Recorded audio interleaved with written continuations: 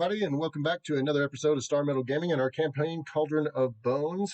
Yeah, it hasn't been that long since our last game. We're getting pretty good at this, guys.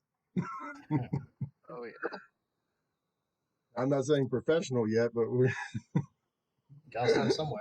Exactly. As Jake the dog said, the best part of doing something good is sucking at it. So Wise words. another glorious Friday of throwing dice. So y'all been doing all right? Doing good. Yeah. Awesome. I guess we'll go ahead and get underway here.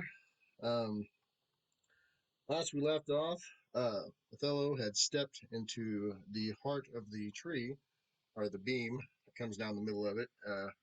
As he walked in there, all the animals bowed as the tree reinstated his ranger magic. As Othello steps out of the tree's energy, uh, he was kind of nervous while he was in there, and the tree's energy kind of like gives him a calming feeling, like it just pours over him as he steps out. The animals raise and they begin to gather around him. Josh, what do you do?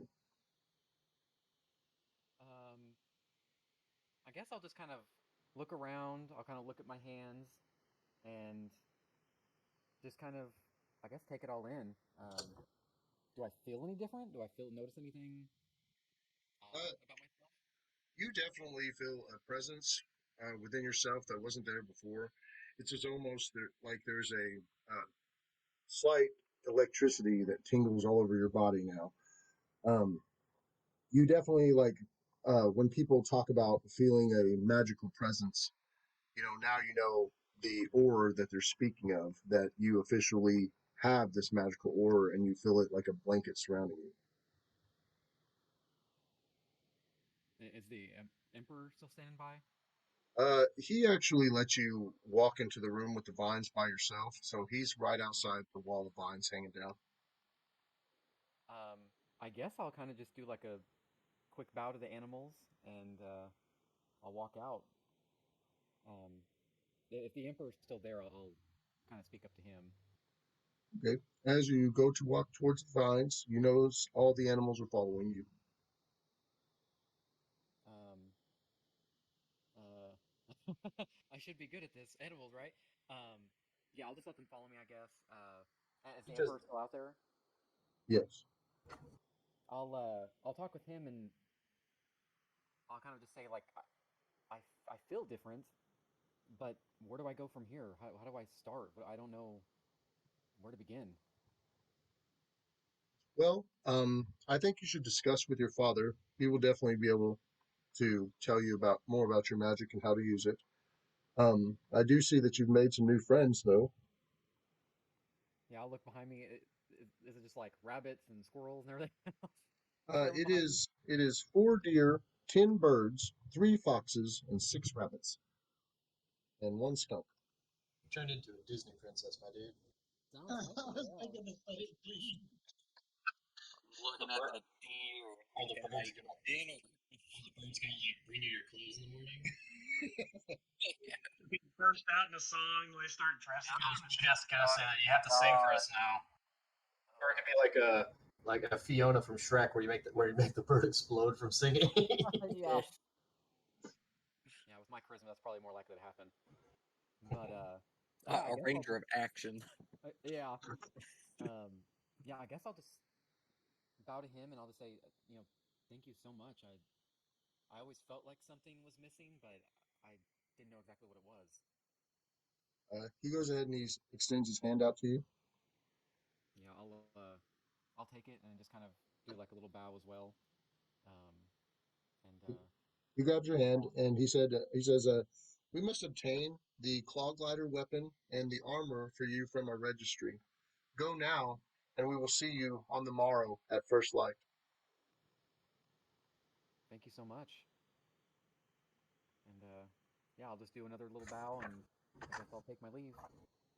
He says, "We'll see you promptly at sunrise." I will be there. Um, yeah, I guess I'll walk out.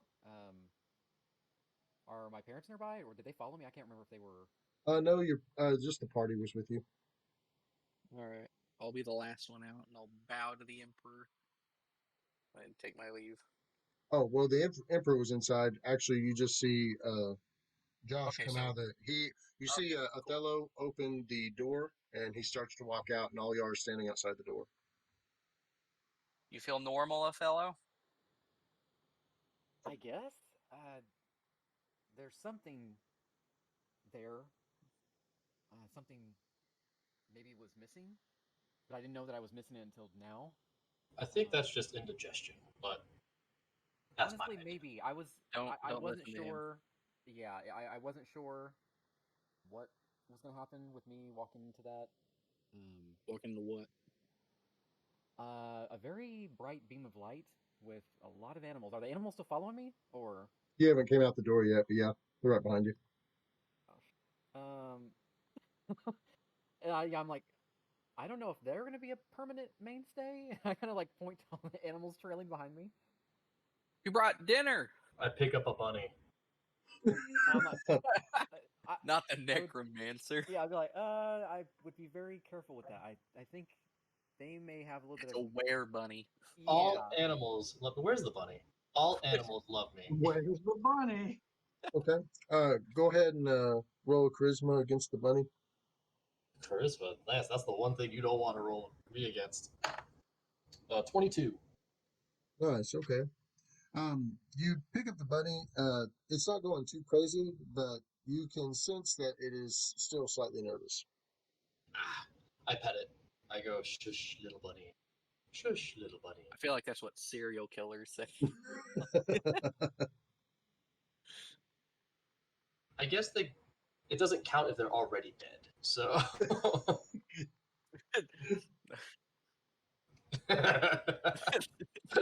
It's just funny because you got this big old death scythe made out of a demon yeah, I it's got will. like and with a fruit hat and piece of like it. Yeah, it's like necromancer wings. enhanced by a demon heart. It's got dancing skeletons and Yeah, there's yeah, yeah. a fruit hat. I love Yeah, it. bag of heads. I will say, as Josh opens the door fully, y'all get a good look on the inside this time around, right? Because the other guys are stepping in with him, and it's kind of open. Josh, you also seen this as you're walking through there. You see the inside of the roots of the tree, and there seems to be like a pulsating green and blue lights that are going up the roots to the tree center, I guess. And it also has this sheen over the bark, where it almost looks shiny on the inside. Josh, as you actually step outside with all your animals, the team's facing the tree, but you step outside and the sun kind of starts peering through the leaves above you, and it kind of shines in your eyes a little bit. You, Now you're blind. everybody guesses it to be about 1 o'clock. Guys, I think it's 1 o'clock. We should probably do something. Yeah, I definitely need to speak with my dad, just to figure out where to go from here. Um, this is kind of very very new to me, so I need to kind of figure this out. Um, Um, uh, Pexor, go ahead and roll a wisdom check for me. 18. Okay. You recall when he says like, "I need my dad to show me around." You remember where everything's at in the whole kingdom, pretty much. Uh, I mean, because you ran around here a lot as a kid, and Yeah. you got a pretty good idea of where things used to be. And actually, you're kind of interested to see if some of the shops you remember are still around. Let me show you my old stomping grounds, y'all. Look. Hey, Lance. Yep. I'm gonna activate my um basically my soul ability because to wrap around my head, so to activate my crown. Okay. I don't have to have my sword pulled to have it active and everything. It just gives me a passive bonus to like sensing motives and stuff like that. Okay. Well, you definitely sense that Pexor is about to trick y'all. I knew it. So if that's so that's my standard mode. So Okay, well, there's a few things that's going on with y'all. One thing I know that you've never bathed. like Yeah. in this game. Oh, now that Discord message makes a lot What more do you sense. mean? And I'm like, I know y'all took a good dip in the river, and you also you had a good dip in the sea that one time, but I've never actually seen any of y'all say I use a bar of soap. So I will say you all feel like way too fresh smelling for an elven city at least. And you can tell that, whenever they talk to you, they're trying to be nice, but you can tell they also smell you. But it's Well, up to y'all. come on. If Yeah. y'all want to go shopping first, or want to go to Bathhouse first, or whatever you want to do, Ooh, just let me know. ooh, Now, ooh. Diction, I think you need an Ooh. extra can of WD-40. Right. Go rinse Yeah. off all my. I'll go to I'll go to the old bathhouse. I walk in and I go, and this is the place where I got my first atomic wedgie. So y'all gonna go to the Bathhouse? We'd snap each other with the towels, and Is then there everyone would turn into me and snap me a lot. It is hurt there so a bad. clothier near the bathhouse or a tailor? There's a tailor in town, but it's not too far. It's not too far from the Bathhouse. You, that's up to you. Whatever you want to tell them, Hexor. Well, yeah, I'm gonna need these guys to actually read the signs for me because I can't read. You know that there's an elven clothing maker, not too far from the Bathhouse. If you want to tell them, that's up to you, Hexor. Yeah, and I can read Elven too, so Oh. I can at least kind of, sort of make my Like, way up some I stairs. can read Elven, but not this Elven. Everything here is just slightly off. World 243 is Elven. Yeah, pretty much. Damn it.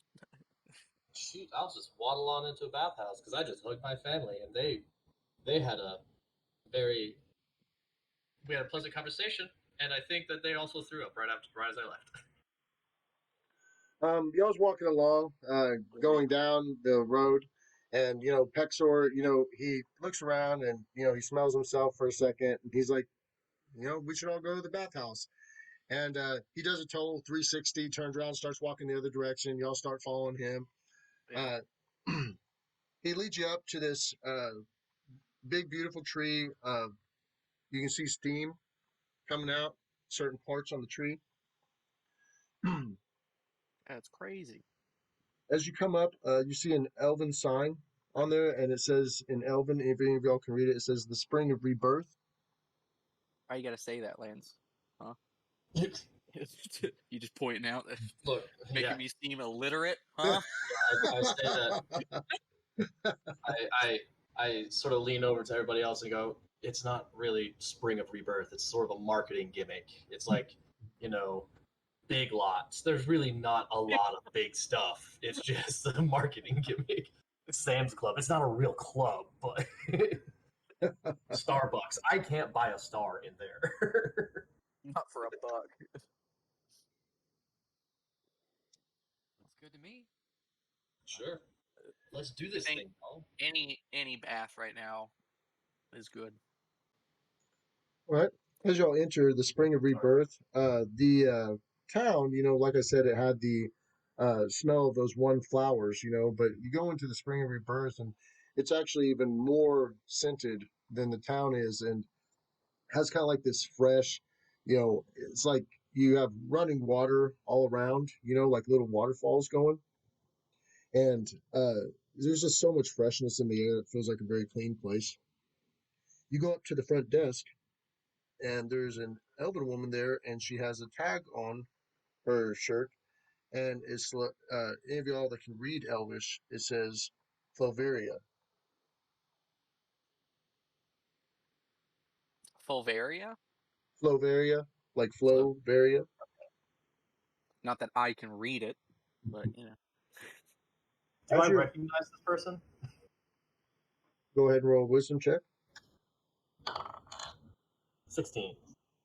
Okay. You do know of her. You know her parents used to run this place, so obviously now she is. Flo, how have you been? You remember me? Remember me? hello. I'm sorry. You think I would remember you? Yeah, one would think that you didn't really have to worry about dice on this one. She's like, welcome to the spring of rebirth. My name is Fulveria. So nice to meet you. I'm sorry I don't remember you. Where do I know you from? Don't you remember high school prom? I don't know. Remember, like- we were wasn't that- 140 years old? We were so nervous. Your mom took that picture of me. I wore that god awful like pink and baby blue tux, but you Oh, had to have the baby blue dress. you're I step away from him. you're you're that little sad boy that wrote me that letter, aren't you? I, What? yes, ma'am. And now he has to cope by wearing a fruit hat. So What? if you could Look, go easy on him. Look, I She's like, remember. Look, I remember that letter, and you said it was the sweetest thing anyone's written. I think you might have been lying though. But I'm gonna keep saying that's what you meant. no, it was very sweet. I kept it for the longest time. Don't pity me. Aw. Don't pity me, Lance. you already cut me down. Might as well finish the job. I'll do it. Would you? She's like, would you mind if I tell you about our packages? I kind of like this dialogue. It's very rare that our DM really gets to get involved in a lot of the role play. So I think that I'd like to get to do this. Put me to the test. I don't know. I already put you to the test. And you made my character cry. So As he eats an orange. yeah, grape. Just offers some fruit and another letter. Yeah. I pull it out of my hat and then it grows back suddenly. Well, as you're sitting there, you notice Pexor trying to slightly flirt with this female, and he just starts plucking fruit off and setting it on the front desk over and over. She started looking at the fruit, and she's like, "Is this how you are going to pay for this?" No, God, no. Great, thank you. She goes, "So, apologies for me not remembering you at first, but welcome back home. What was your name again?" Don't you? Oh my god! You remember? I remember. You had that nickname for me, Chick I Hexer. remember the boys had like a little song they used to sing about you, and Don't your name was in there, but I can't remember the song. It's been so long since I heard it sung, and I know feel that. But I feel like if I tell you my name, you're suddenly going to remember it. Then it's going to be a rendition of a bully song. As much as I would love to hear this song, man, for the sake of expediency, his name is Paxor. what was that song? Why are you always just trying to put the moves on and you're like, hey, no, and then I try to fly and you pull me down. I'm a bird, man. I'm a logistic eagle. You might be closer to Icarus. Icarus. Man, that dude had it made before he got too close to the sun. Yeah. You know what? You know what I learned though from Icarus? Don't fly too close to the sun. Yeah. Stupid Icarus. You might be getting too close to the water, though. There's a joke in there that I feel like Lance would have to cut out. So Okay. we get expelled. Okay, Okay. Lance, there's a very long pause, and now you're leaning back. You're getting comfortable. It's all right, let's see how far I can Lance twist. wrote this song into the story. He wrote a full-blown poem for you. Go ahead, Lance. Go ahead. No, I'm just saying that I haven't even got to roll if she can remember the song. Michael might be having some internet issues, depending on how you do it. And I didn't have a song written for this at all because I didn't know that Pexor was going to go at length and be like, "Do you remember me?" Hell, man, you gotta understand. I had this whole thing. I was gonna invite her to a private bath. Be like, "Hey, babe, rub my back, I'll rub yours." Hey, because I had a shot with the goddamn innkeeper, but no, that had to blow up in my fucking face.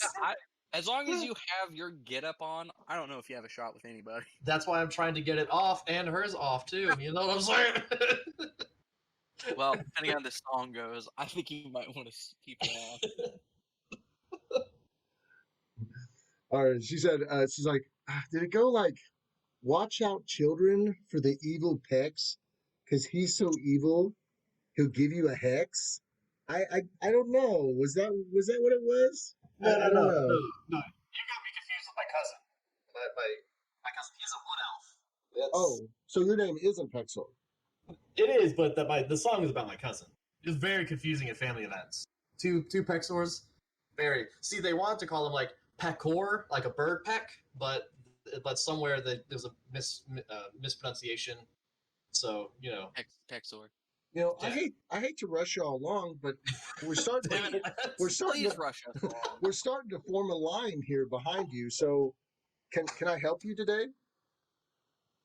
We really would like a bath, please. If you couldn't smell us already. a bath for 3 for them and a bath for 2 for us. I don't know what to say to that. I usually leave people speechless. We have 3 levels of service. Which one would you be interested in today? Which one includes you?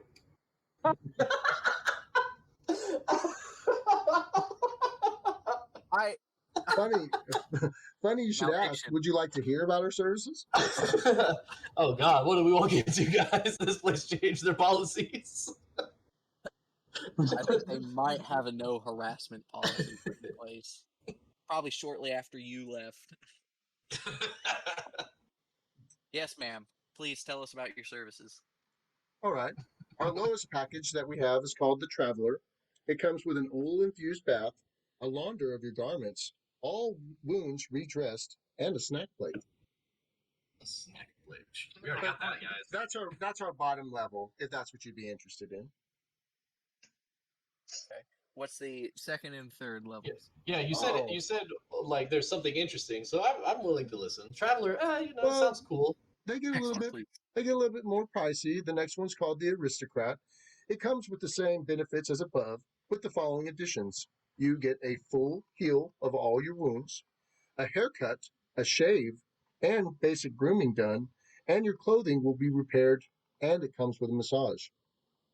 First off, I think before we go any further, how much is this one? Oh, well, the Traveler is 25 gold pieces, and the Aristocrat is 100 gold pieces. Oh, okay, yeah. Let's go. Yeah. Oh, aristocrat. Maybe if I want to slum it. What's up next? Come on. Well, if you're questioning the Aristocrat, then I don't think you could afford the Highborn package. First off, I had a price in my head. Please. That Ma'am, tell us about the third option, please. The Highborn has the same benefits as the previous packages with these additions. You will be bathed and massaged and fed by desired attendees. Yeah. All right. Done. You get a deluxe snack plate of elvish delicacies, and she leans forward and she whispers. She goes, "An alternate meat feast plate for our carnivorous guest, but don't tell anybody." Is this place vegetarian? Or...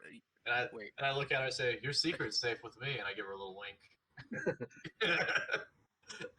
I think there's more than one reason you went off to join the necromancers.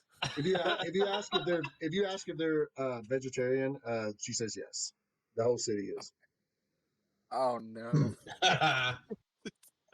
Yeah, good luck eating that deer now. But she goes, "We're the only place in town that will serve you meat," and she winks. So does that mean that they're not the only place that I will? Or... This makes me think of like. However you want to take it. However you want to take it. I wink back.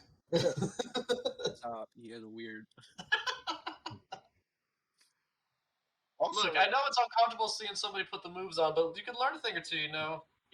Crack open my book and see what you can pick up. She goes, also, our in-house renowned hairdresser, Ladanian, will provide you with a look of sophistication and nobility.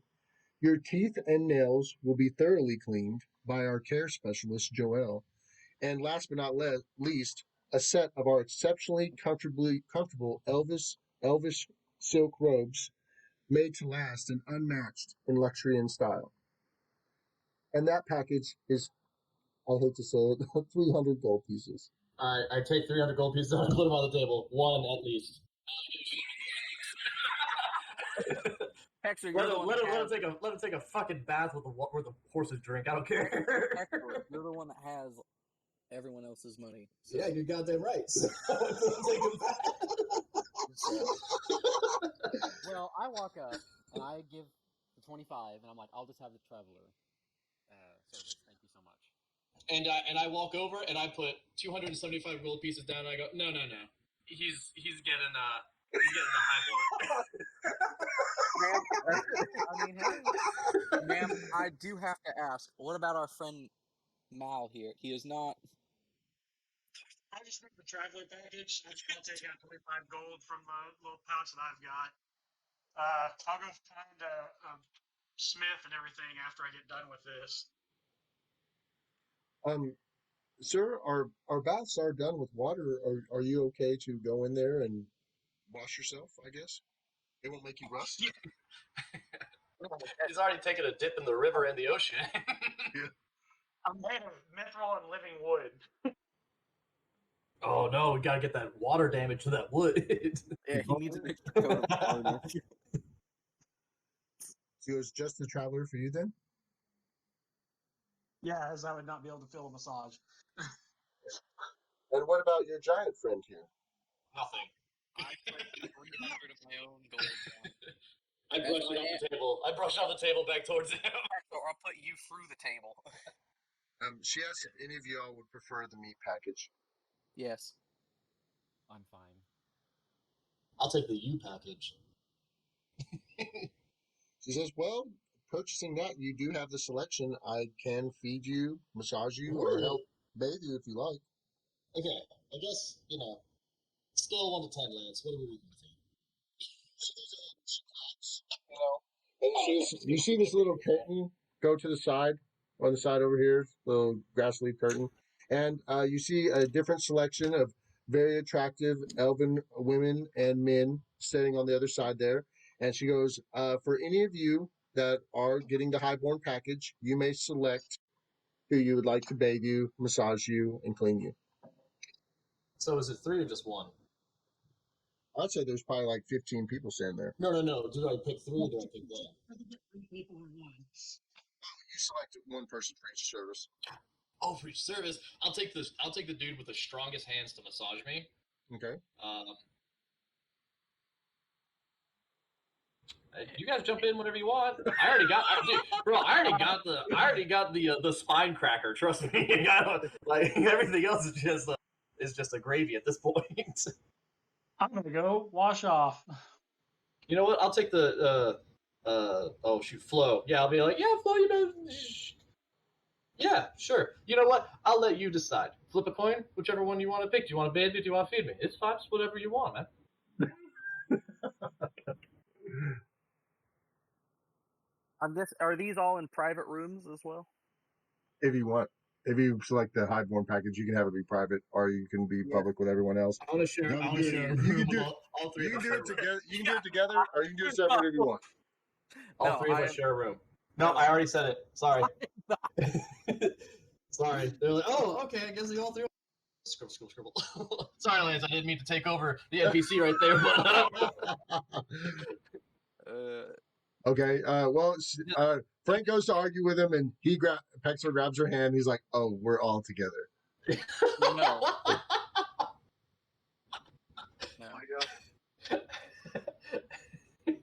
Yeah. Look, we've been all together, so it's a little bit more time together. You know what I was thinking? Come on. Yeah, I'll just chime in and I'll be like, it doesn't really matter to me, but does someone have maybe more experience bathing a hawk? And I'll kind of lift up eggs, because I'm sure he's probably dirty too. So. And then your pig comes in. What about bacon? Yeah. And then all your other woodling creatures. Yeah, are they still following me? Like She's like, "Oh yeah, all the ones are following you." God. Okay. She's like, "Yeah, if your animals are domesticated, we can clean them for you. We'll only charge you 10 apiece for each one." You got like gosh. a lot. I slapped down the gold. Clean them. I'm glad you're paying for it because I'm like looking at my coin pouch, like, yeah, it's pretty good. Dusty in here and I'm looking at my bag of holding. It's like, yeah, that's probably gonna come out of Pierce's share. Well, I just picked So I've just picked a couple of just gals. just You and bacon you. and eagles being clean, or just bacon and eggs being cleaned. I guess I don't even know. These other Okay. animals are kind of like a groupie situation or something. So I just imagine you're just I like, don't Haven't go named them away. yet. I just imagine you're like, go away, shoo, Hmm. wait outside or something. yeah, if I notice that they're still following, then I guess I'll walk up to the group and I'll talk to them, be like, "Can you all wait outside for just a little while?"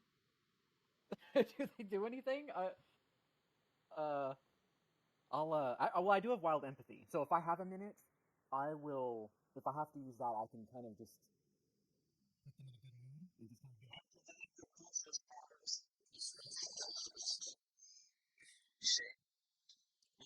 So go ahead. So you just call them into the building, or what do you do? well, Go outside. yeah, like if I saw they were following us still, I would have done this before we went in. I guess. If we can like retcon real quick. Well, that's Um, fine. We'll just say that happened, and you kind of got them relaxed in case they were going to be able to be bathed. So well, I didn't we'll just know. I didn't even know that was a thing. That I assumed eggs and bacon, but I didn't know the menagerie was still going to be following me. okay. She goes. So your familiars are right outside, and it's a hawk, and it's a large boar. You said. Yes. Yes. Okay. All right. And she goes ahead, and she points at two of the people on the side, and she tells them to go outside, and they grab a few cleaning stuff, and they walk out that direction. Mal, I will say that the lady goes ahead and walks you into the other room, the main bathing room. You see lots of areas where the fountains are coming down more in here, and they're all coming down into their own separate little pools. And she takes you over to one of the pools, and she pulls out all her cleaning supplies and everything like that, and sponge and all that. And she goes, well, everything will be here for you. Are you sure you wouldn't want to order another package for me to clean you, or can you handle it yourself? I can handle it myself. Thank you, though. All the oils right here. You can use all these. Uh, I don't know how to dress your wounds. We're supposed to redress your wounds. I see you've received some kind of damage, but do you want me to put a bandage over it? No, thank you. She I will visit the Smiths after I get done here. goes, look, well, let me know if there's anything else I can get you. Here's some extra fabric to dry off with, and your snack plate. And she sets down a random plate of fruits and breads. Thank you. All right, have a good day. She bows and she walks away. All right. Now we'll go about the arduous process of cleaning. All right. Um, so y'all have all your people picked out who y'all want to clean y'all? Yep. Yeah. Okay, y'all go ahead and you pick your people out. They take you into the next room. And sure enough, right off the bat, they approach all of y'all and they go to slowly take off all your clothes. I All strip. right. Yeah. I resort to my noble. Yes. Okay. I don't know.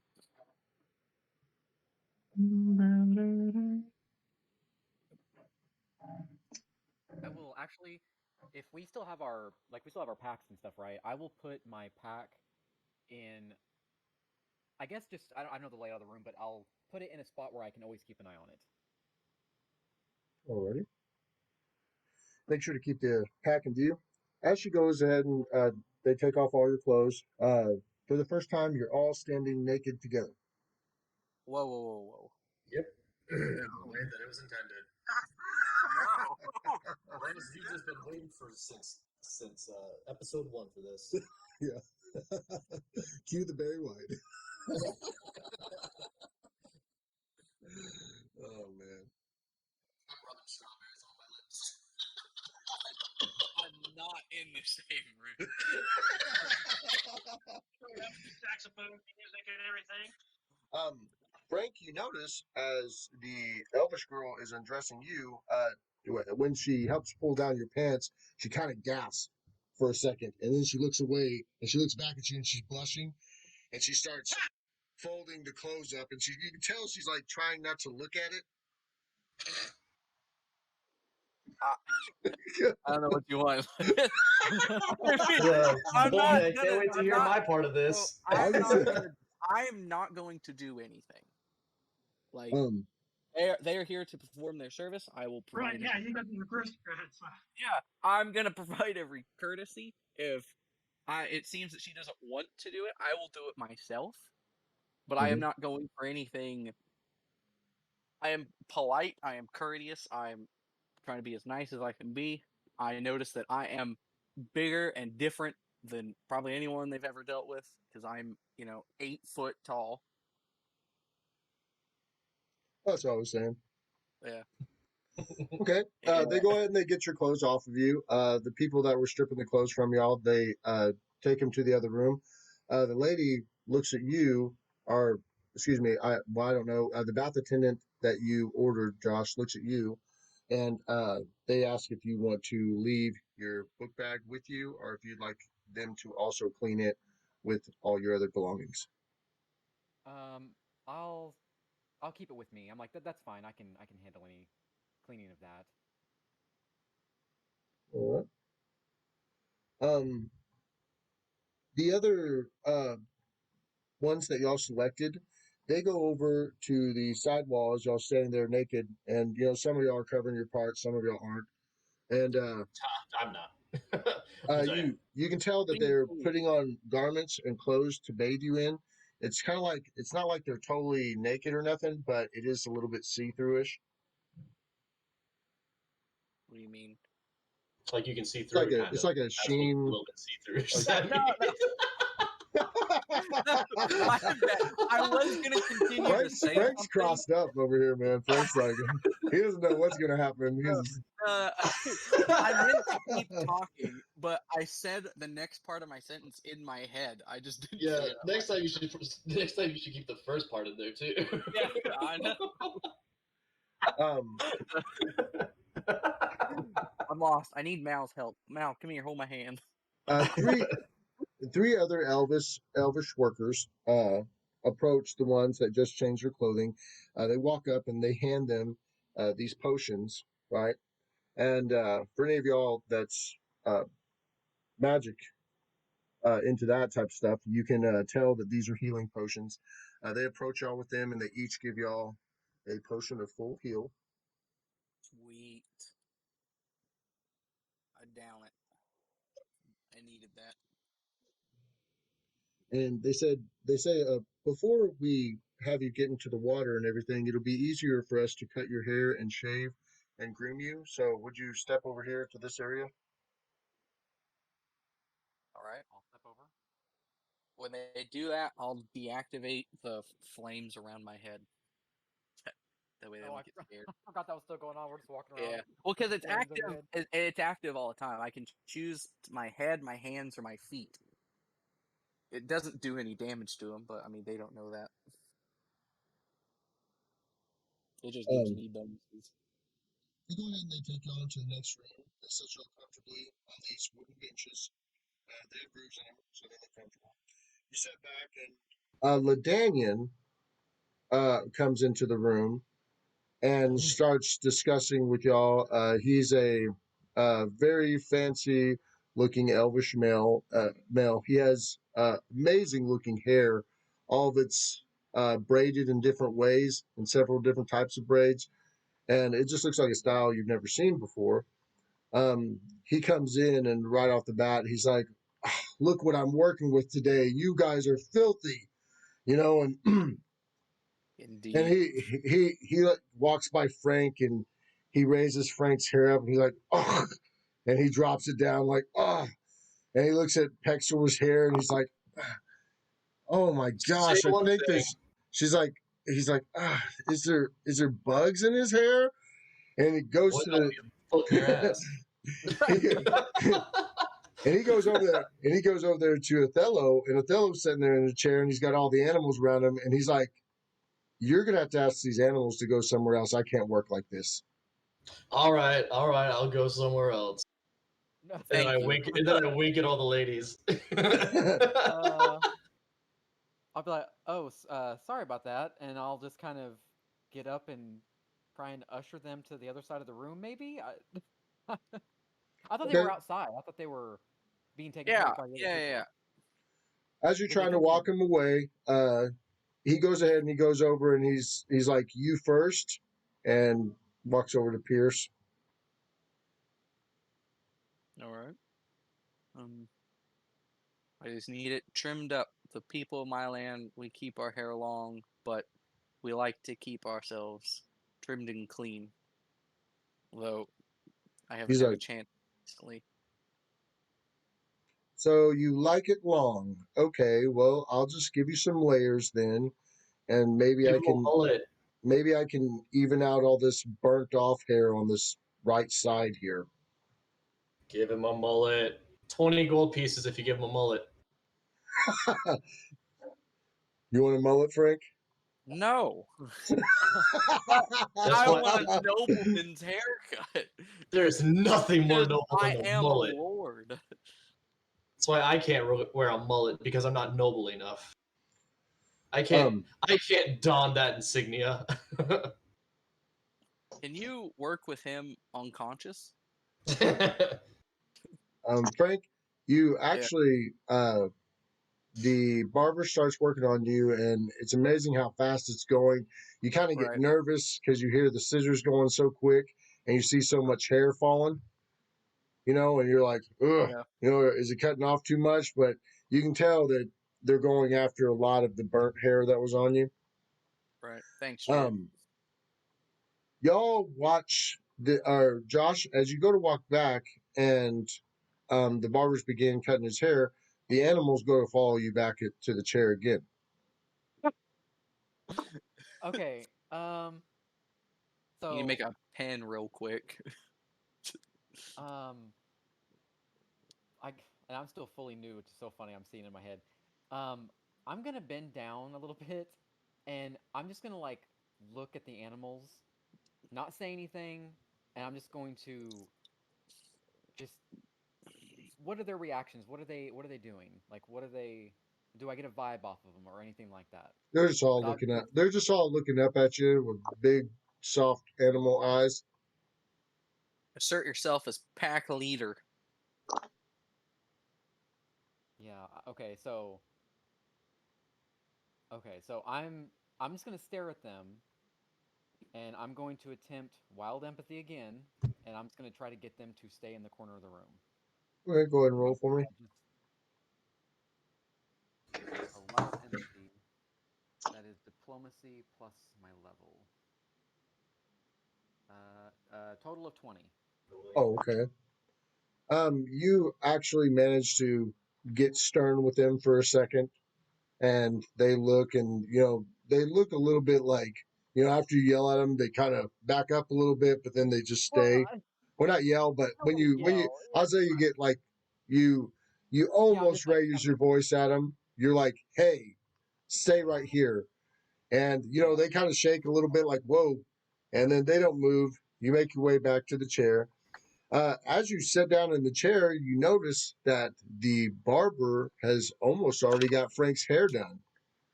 And Yeah. like right now, it's braid. They're braiding extra parts, and getting it all ready. I'm just gonna close my eyes and not Okay. think about it. They go ahead and they start dusting you off there, Frank. And Ladanian hands you a mirror and says, "What do you think?" And roll charisma. Charisma. High, you love it. Low, you hate it. Oh, Oh I gosh. guess I love it then because I got an 18. You actually haven't seen your hair done this well and since your home world, and you even seen that uh, the work with the hair braids is just exceptional. It feels tight. It feels good. It feels clean because everything she was or he was putting oils in your hair as he's doing it. Um, he goes ahead and he moves to. He's like, okay, so you are satisfied? This is perfect. No one in my home could have done better. Well, I accept tips right over there. And you see a little box over there that says haircut tips, in Elvish, So but you can't read it. Yeah, I know. But he goes ahead and approaches you, Pexor. All right. Hello, Well, hello, and wow, you smell fresh for an elf. How are you doing today? well, could be better without the attitude, but I guess we'll just let that one slide. What do you want for a haircut? I like you. All right. Oh, the Anton Chigurh. You ever seen Old Country for No Men or No Country for Old Men? Yeah, Old country for no. yeah. I want that Anton Chigurh look. Oh god. I want a bowl cut. It's not a bowl cut. It's a 1970s cross-faded bob. Okay.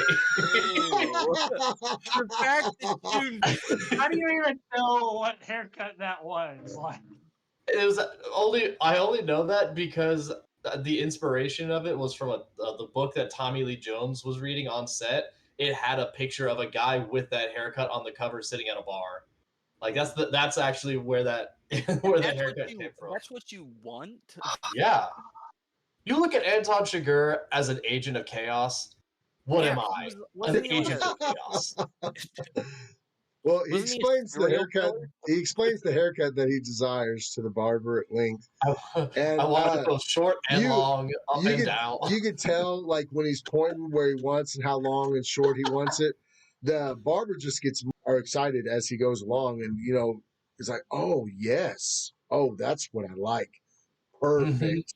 Yes, that will look different. That is so different. Okay, let's get started." That's Anyone so can get different. their hair braided. It takes a true creative genius to think of this. And right off the bat, y'all are kind of shocked because you both see, because Pexor's hair is crazy long, you know, and because he doesn't get haircuts at the, or the consortium. Well, that's But, because their shears are used to like cut the clothes Yeah, off the dead. they're but, autopsy shears. but yeah, just right off the bat, the amount of hair that gets taken off makes y'all shocked. You're like, whoa, and he just starts going at him. It goes ahead and cuts it to the best of your liking to what you desired there. Go ahead and roll a charisma check on it, Pexor. This is where you get. This is where you get like a 2. You're Nah, like, this is oh, like, look, Lance, I gotta get anything but a 1, and I love it because it's exactly what I want. I can already picture it in my head. 21. Like my face is framed perfectly. Like it was like, yeah. I turn around and all the women just fall down.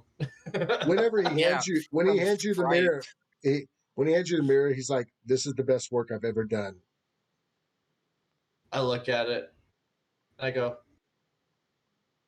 adequate. You look like you're gonna ask him like to flip a coin. If he gets it right, you might Yeah. kill him. This is good. This is going to be the most important coin toss of your life. A person approaches y'all with wine and asks if y'all would like a glass. Yes, please. I haven't had a drink since 5 minutes ago. Yeah. Okay. Are you going to get a glass of wine too? There. Yes, ma'am. All right. Here, let me go and put my kid down real fast because it's 30 minutes past his bedtime. Oh, that's fine. Go ahead. Sorry, give me a sec. All right, James. All right, Josh, I'll go ahead and handle you. The barber walks up to you and notices your hair is really not too long. You might need a little bit of a shave. Your beard started growing out a little bit. And he looks up and, he rubs your hands through your hair and he's like, gosh, I love your hair. It's so healthy. What do you use on this?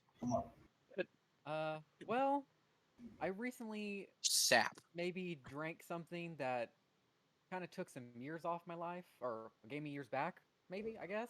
So, what kind of haircut we talking about today? Do you imagine if Uh, you were in here, Jared? Oh god. um, yeah, I'll just say, well, maybe nothing as fancy as what my friend got. Maybe just a nice trim, shave.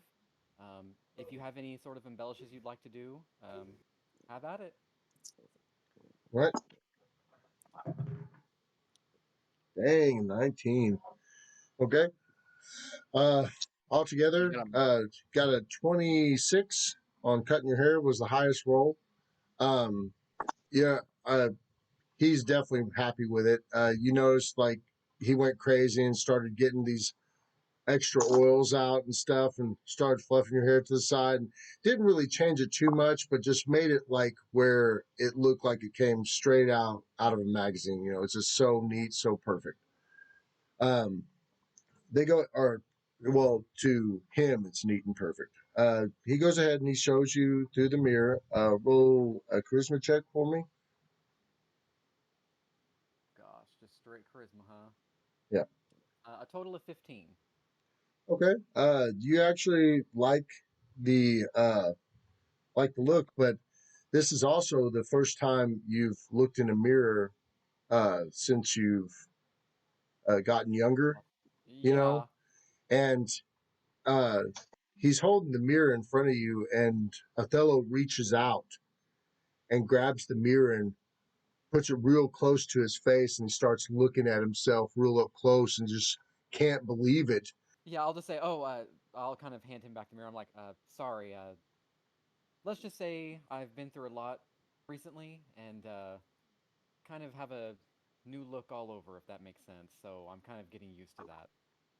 When he gets done, he's like, "Well, you look great now, no matter how you looked before. I hope you have a great day. It was so nice meeting all of y'all.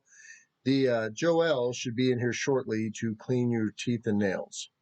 oh, oh, Lance, I put 50 gold in that tip box. Yeah, Okay. I will. Yeah, I'll just straight up hand him 5 gold. I don't have much, so I'm just like, Just here you take it. go. Pexor's not here. He can't say no. Take it out of his Well, bag. I wouldn't even know how those work. I wouldn't even know, so I'm just How like, much you put in there, Josh? Again? 5 gold, 5. and I'll just be like, Ugh. apologies. I hope this is acceptable. On the road, it's kind of hard to, you know, keep gold on hand. Y'all want me to tell y'all something so hilarious? What? I'm not like trying to make y'all feel bad or anything, but you already spent 1,000 gold Hey, on Well, just I was on just thinking about it. baths on just yeah. baths. Hey, as a nobleman, I need this. Okay, this ain't nothing. I Usually, need this. yeah, I need a little semblance of normalcy. Yeah, I this mean, is totally new to Othello. I mean, it's, you know, he's used to probably just bathing in rivers and lakes and whatever else, you know, probably just using a knife to cut his own like hair. some hillbilly boy. I mean, Hillbilly kinda, yeah, I'm boy. not gonna deny it. Um, Malediction, you're sitting beside the bath and you're cleaning yourself, right? But Yeah.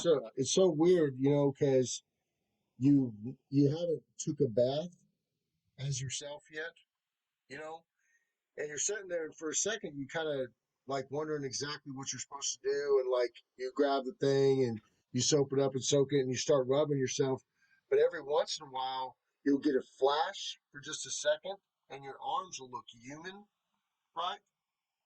And you'll stop for a second, your arms will be back, and then you'll go back to washing yourself.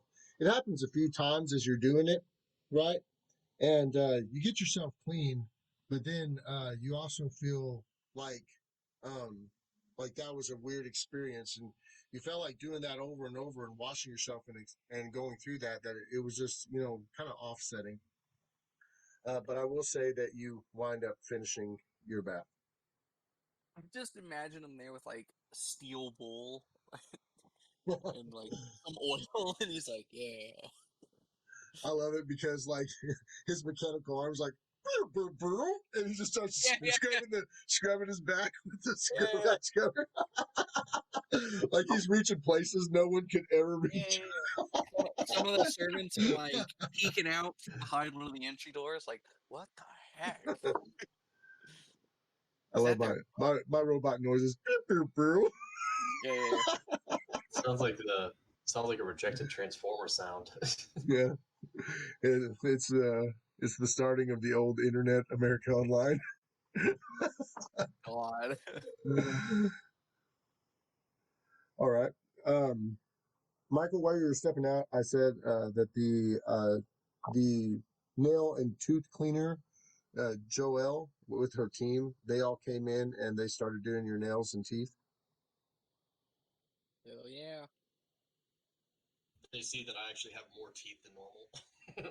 God. You just spending time in the necromancy place. Every time a dead body comes in, you're like, oh, they got a good tooth, and you just Yeah, it's take like a good I tooth. look, and like, I look around and I'm like, yeah. Ah. it's actually 2 rows of teeth. Yeah. You'll always have a full smile. Yeah, Um, you guys only have 32 teeth.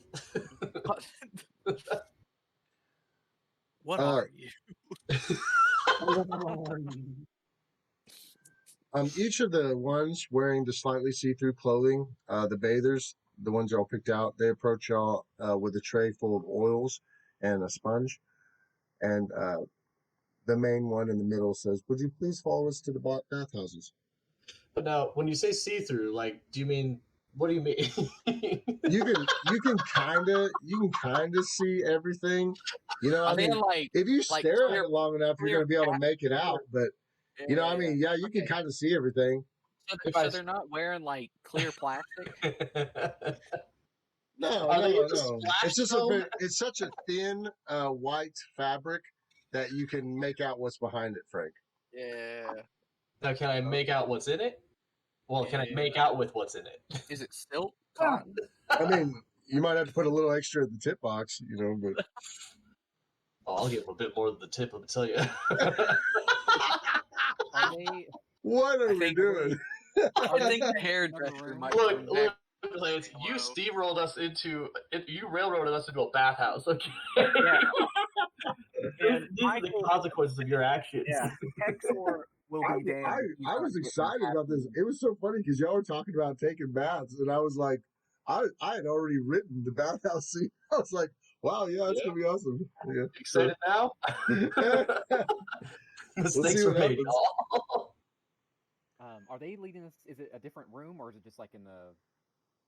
Actually, as I was walking into the bathhouse room, you go through this hallway that connects to these other rooms, and you come out the hallway on the other side, and Well, hold you on. If we're leaving the room, I want to make sure, like, even if I have to, even though it's awkward, I'll take my bag with me, and I'll just be like, "Can I please take this with me?" It kind of has my important, sentimental, stuff from family. Is that all right? totally fine. Okay, and I'll just kind of naked with just the pack. I'll follow. I reactivate the flames around I my just head. see Othello like carrying the book bag in front of him. And Pexor's like helicoptered it the whole time. I imagine he's got his fruit hat resting on it. Okay. Oh my god, so funny. I do reactivate the flames around my head. All right. I will say, Josh. Well, I better wait till Pexor gets back to you. No, he's having a discussion with the hairdresser. Pexor and Josh, I will say that uh, this is the nicest you've ever seen Pierce look, and him all That's done not up. saying much. Him all done up. You know, it kind of matches his, you know, shit don't stink attitude sometimes. You know, and not say he's fully like that all the time or anything, but you can tell Right. that he comes from, you know, good stock, I guess. Oh, yeah, and he's not like it fully all the time, but he's full of something all the time. and there's a look in his eyes. There's a look in his eyes right now. You can tell Pierce has a little extra pride. You know, just a little bit. Yeah, just yes, finally. Y'all The first thing being in my head was to yell, "Your home's gone," just to bring down. Yeah. y'all come into the y'all Murder come into scene. the bathing chambers, and it's like as if I was, or same as I was explaining to Jared before. There's several waterfalls around the room that's being poured into these little pools. All the pools have extra oils around them and different stuffs you can use for the bath. But when y'all come in, you notice Malediction. He's sitting over there by his pool, and you can see that he's clean, like totally squeaky clean. But he's like looking at his arms,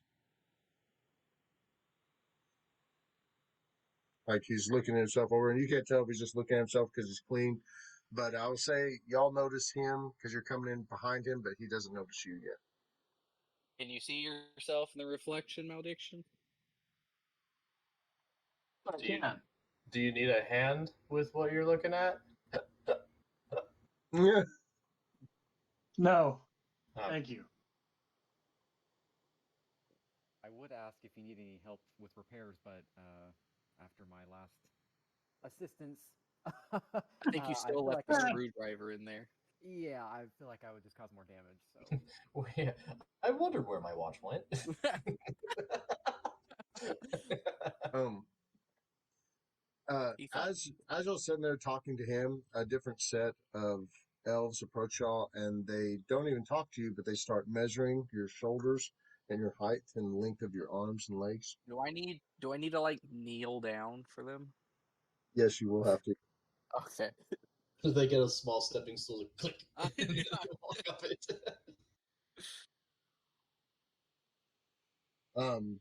Frank is also the girl that um took your clothes away earlier. Is the one measuring you, but the other two you didn't see before. But you notice that she's come back and she's there measuring you, and Okay. You uh, have an admirer. I guess. Little does she know I'm a pseudo married man. I don't know what's going on back there, but Okay. After she gets her measurements for you, she goes ahead and she does the little thing where she puts her hair back behind her ear. She smiles and giggles a little bit, and she runs off. They go ahead and they get y'all down into the baths. They put you in three separate pools, but you're next to each other, close enough to where you can talk.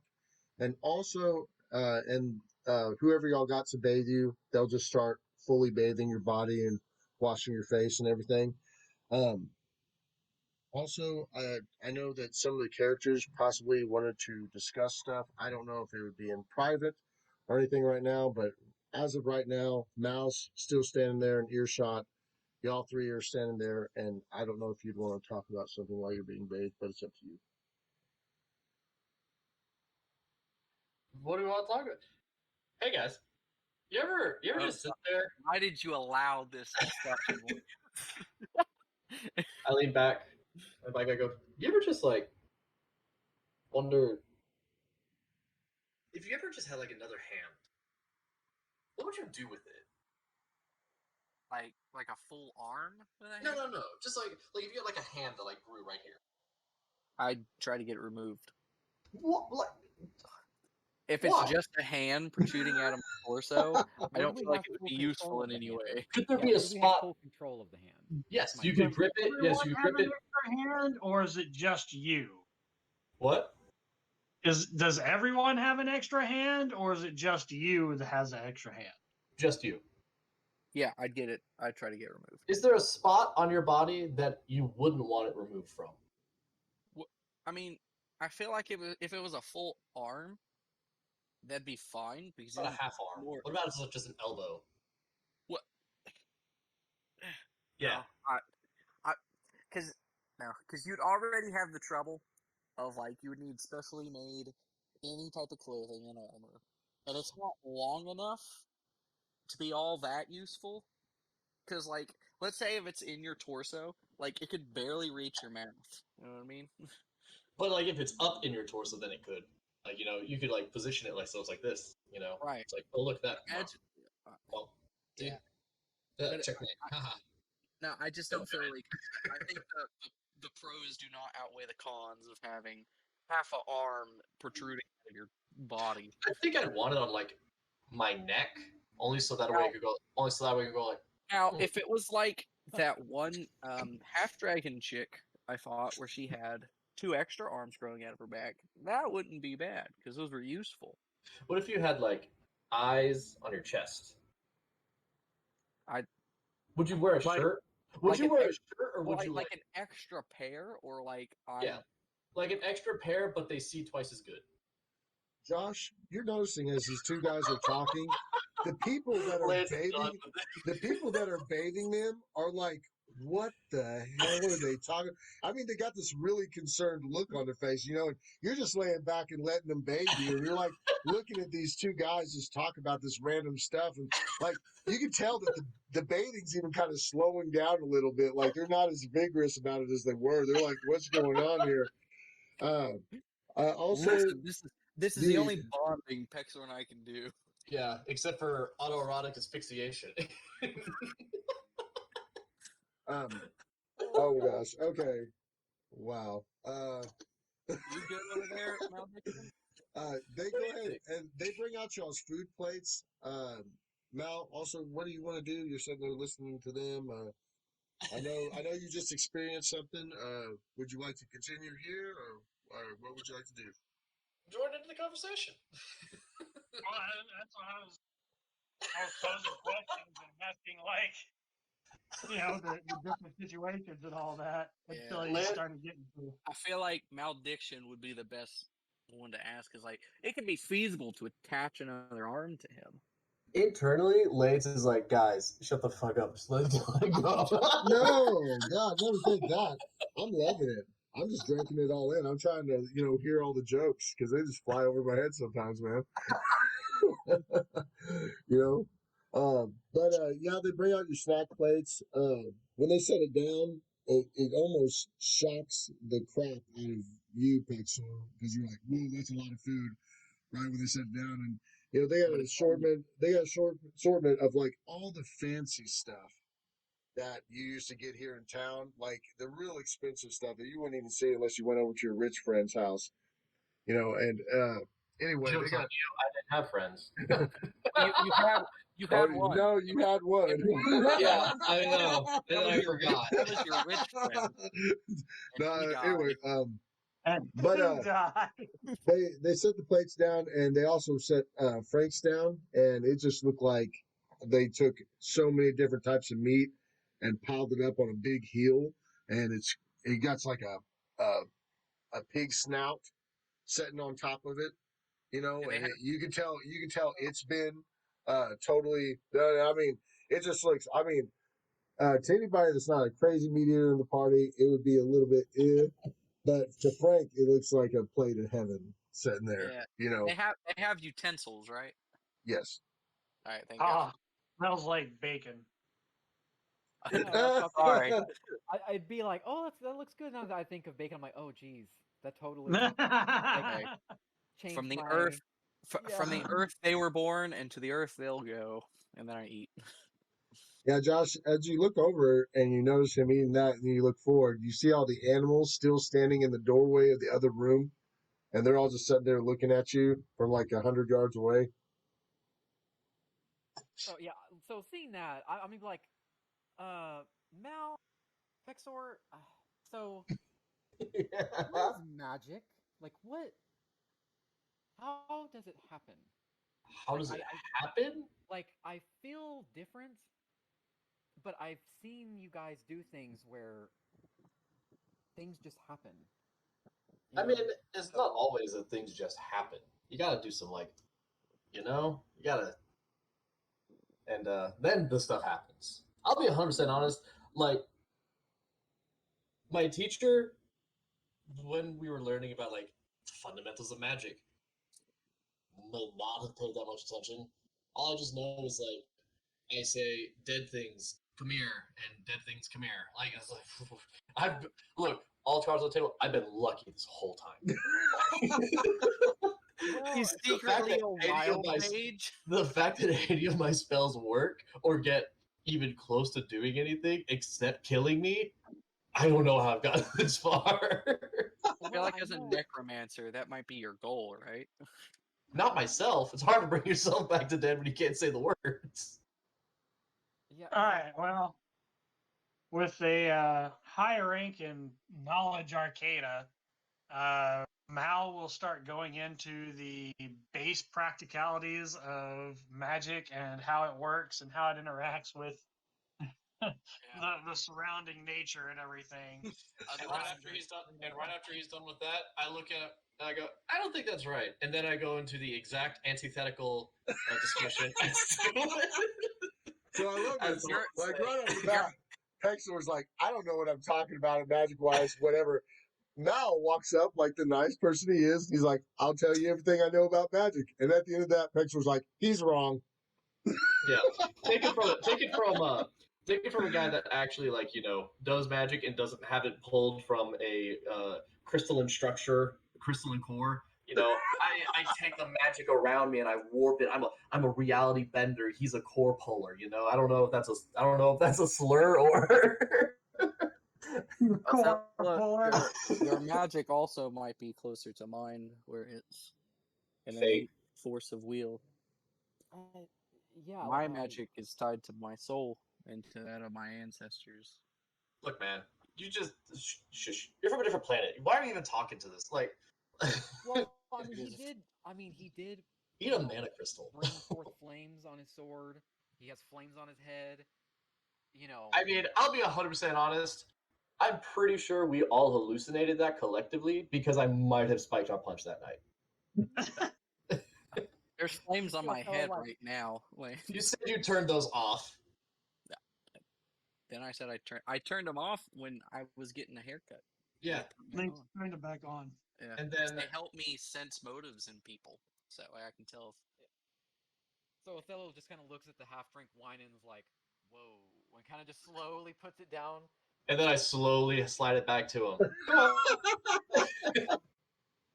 Cheers! And I hold out my sixth glass on an empty stomach. Oh gosh, and I thought you were eating fruit, though. I guess that doesn't help. It's all fruit in my tummy, man. Just the age. Yeah, I'll I guess set my plate over there with theirs and everything so they can have that too. Come on, man. I slide a jug over.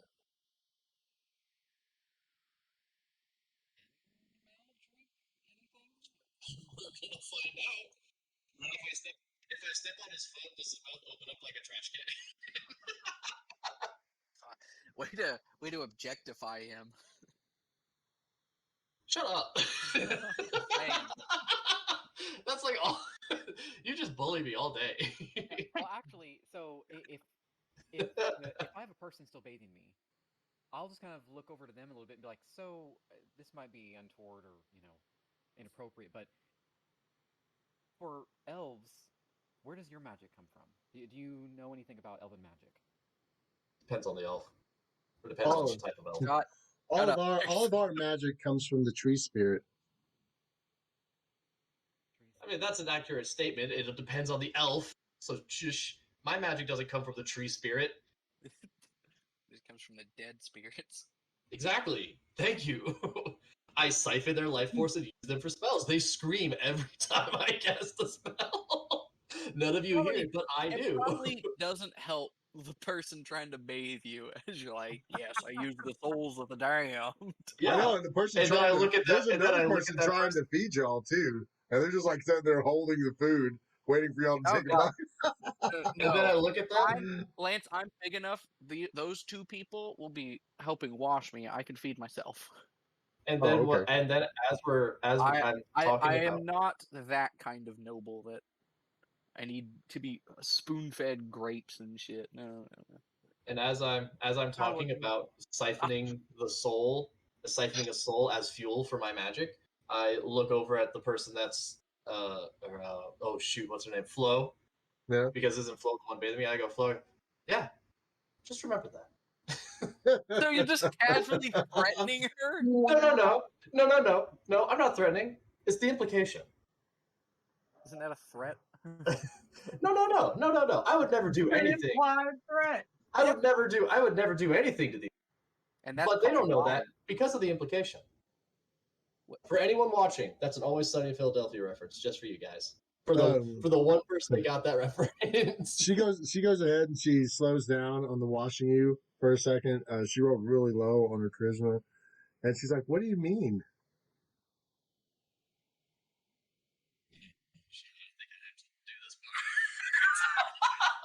Yeah.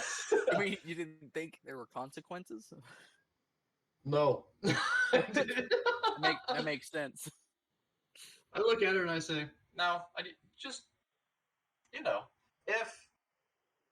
if there were some negative incidents, I won't say what. Then your parents are still alive, right?" That's Hexor, please. Please. wow. All You right. You Mal's don't going need. to take this moment to step out, and he's going to go find a smithy. Hey, No, maldiction. she Can you do says me she a goes, favor real quick? she goes. One of my parents are still alive. My father died in trying to obtain the claw glider, and that's why I took over the business. But Wait, where did he die?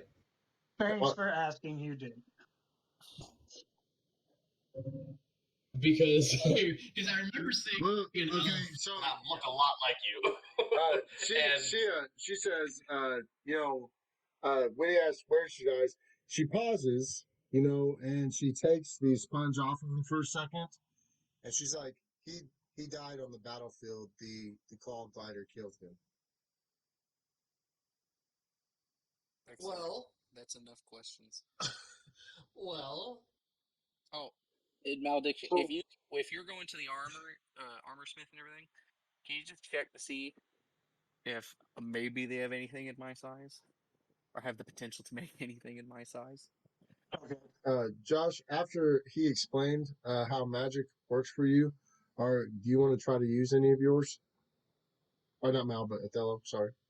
After Mal explained it to you, do you want to try to use it? Yeah. I guess. So I'm gonna look over to the animals. Let me see. Do I have that? Okay. Yeah. So I'm gonna look over to the animals, and I'm gonna think really hard, because I remember there was a moment where Pexor told me, or it was like a moment where I was like, "You just have to believe in magic, and it happens."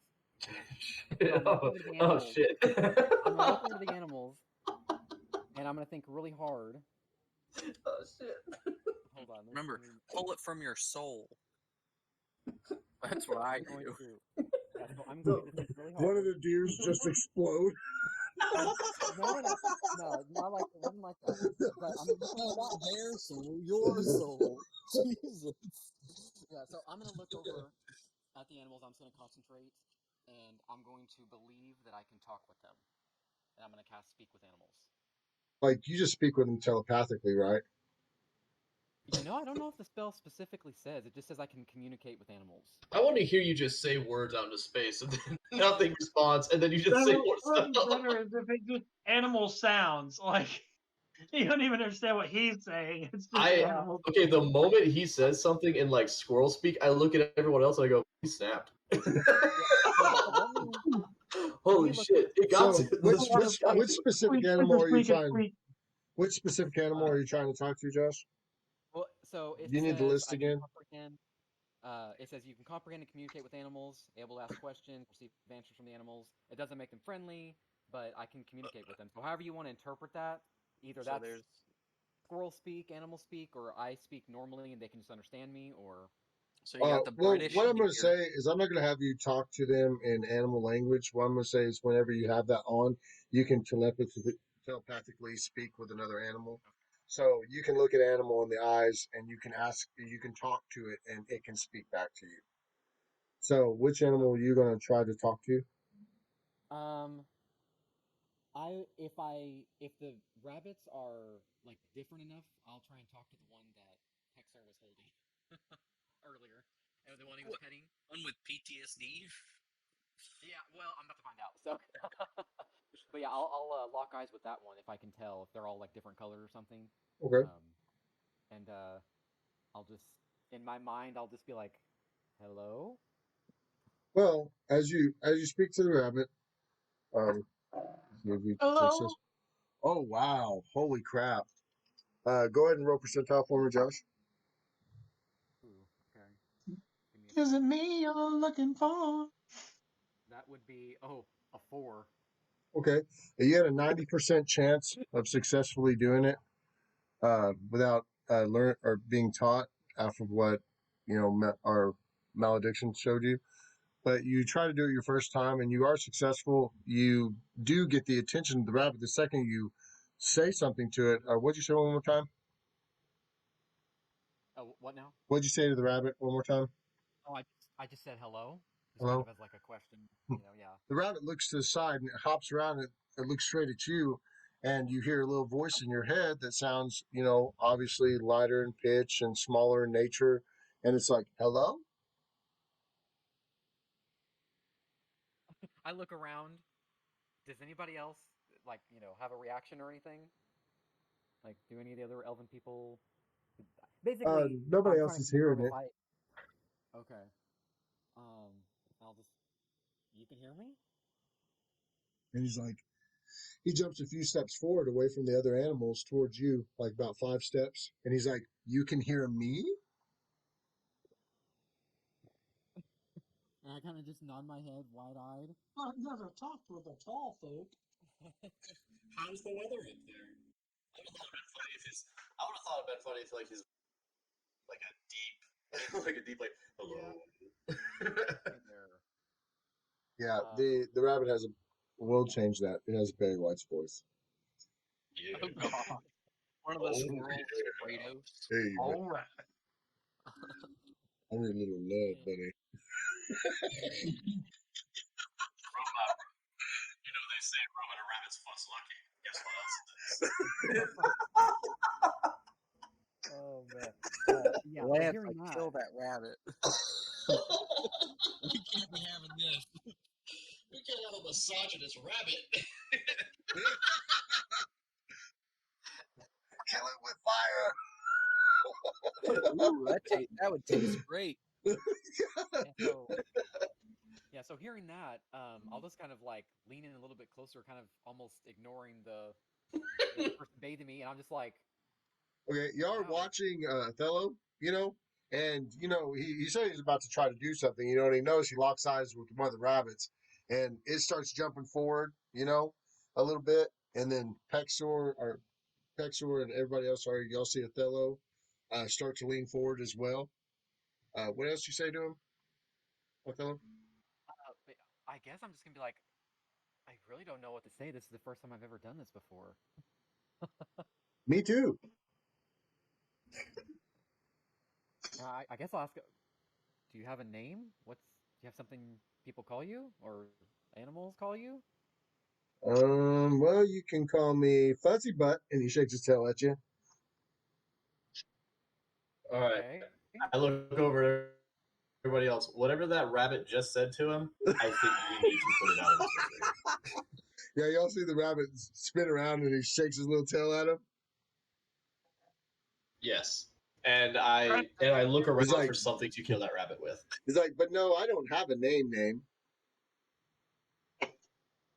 Oh, so I guess Call him Harry. after like taking a second to kind of comprehend what's happening, I guess first thing I'll ask is there a reason you're following me around? Is there something I'm supposed to do, or? Oh no, we could just sense the energy coming off you. It's so new and so strong. We just wanted to follow you to see what you're doing. Oh gosh, I look around, everybody's like naked, cracking jokes. I'm like, I apologize for the situation. Don't apologize. Don't apologize for the best thing. This is all in the head. This is all in my head. You don't hear anything. It's just like walking eyes Yes. and all. He's like, oh, it's fine. I'm fine. What I a apologize. yeah. He's been in hairier situations. also, Well, I I'm guess fine. I'll ask too. One last quick thing. How would I like? Is there other people that enter the light and come out different like me? Oh, we were only there for about a day. I came out of the Oh, woods. hmm. So you Get just out of the assist with, woods. huh? Well, I guess I'm glad to have you here. And this Sometimes is all us kind of new. animals are just drawn to the tree. Oh yeah. As soon as he says that, I'll ask about the tree spirit. I'll just you know, what can you tell me about the tree spirit? I've heard mention of it, but it's the first time I've heard of such a thing. I heard its roots almost reach the center of the world, and it's very powerful, way more powerful than anyone suspects. I'll ask. Is it a deity, a god, goddess? Is it just energies from the world? Like, you know, does that have a It name? it says its actual name, the Gorgona. Oh, if I said that wrong, Oh, that's right. Yeah, yeah. Okay, okay. Um, wow. Gorgonera. Well, yeah, this thing lasts for my level a whopping 3 minutes. So I guess I'll just kind of chat with him and uh, Now he says to you, he I goes, don't know. "That is it is the soul of Gorgonera that gives you your strength and power. Who is the That's soul? why you're able to talk to me." Is what he says. Huh. Wow. I guess I'll kind of just like go quiet for a second and I'll probably in my head like probably the spell ends at some point and I'm like, Okay. wow, so what can you tell me about this? But then the Okay. connection's lost and I'm like wondering like what's going on, you know? The connection loses, and Josh is sitting there, and he's sitting, and he's leaning forward in the pool, and y'all just both looking at him. The rabbit's just kind of still looking at him. Othello leans forward, and he's like, "Can you still hear me?" And the rabbit's like looking at him all weird, and he cocks his head, and Othello, they have big ears. You don't have to. Yeah. Sorry, I think I just spoke to that rabbit like in my head. So I'm just kind of trying to process that. That was kind of odd. Um, Bro, what? I look over at what he's. I look over at his wine cup. I go, what did I put in his cup?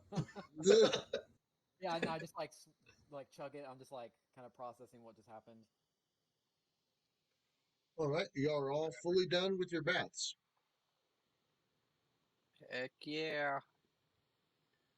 They come in and they help you all out of your pools, and they dry you off with these pieces of fabric, and they come in with these very fancy, multicolored elvish robes, but they're all done in like earthy type hues, greens, browns, tans. Um, they go ahead and they bring it up to you, and it's such a big, heavy piece of material, or pierce, and you actually raise it up, and it's a beautiful set of what would look like noble type robes, perfectly built to your size. My compliments. I didn't expect something like this so quickly. I'll put it on. Isn't that the same fabric we use for the shit tent? The shit tent. Yeah. World. But I think you're the one who snapped. I know he gets a lot of raised eyebrows. Like, Yeah. oh, and they're like shaking their head, and they're like, "Oh, just ignore the pale one." Yeah. Ignore the elf. But yeah, they do get y'all dressed. Hell yeah. I'm gonna go ahead and say that they thoroughly massage y'all while you're in the tubs. Heck yeah. They probably had to put on gauntlets for me. Mal, you did stick around? You're still standing there?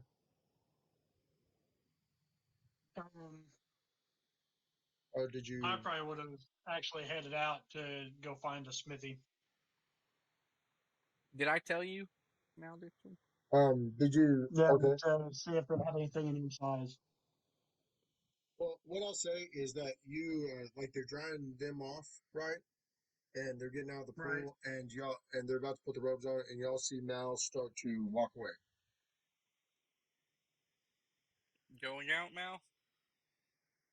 Yeah. I'll see you guys around. Yeah. Do you want somebody to come with you, or Are you good? I'm good. It shouldn't be hard for us to find each other. Right. Look for the non-elves. Right. Yeah. Well, aren't you over 6 foot, Jared? Yeah. Yeah, so we're the tallest people in the city.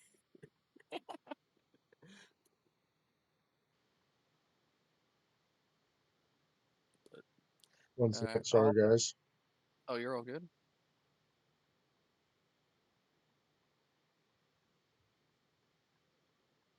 I didn't do it. Yeah, he's right now. And what's gonna happen next because of you? We're gonna go to the next room. There's like guards because they're scared of you. Oh, they should be.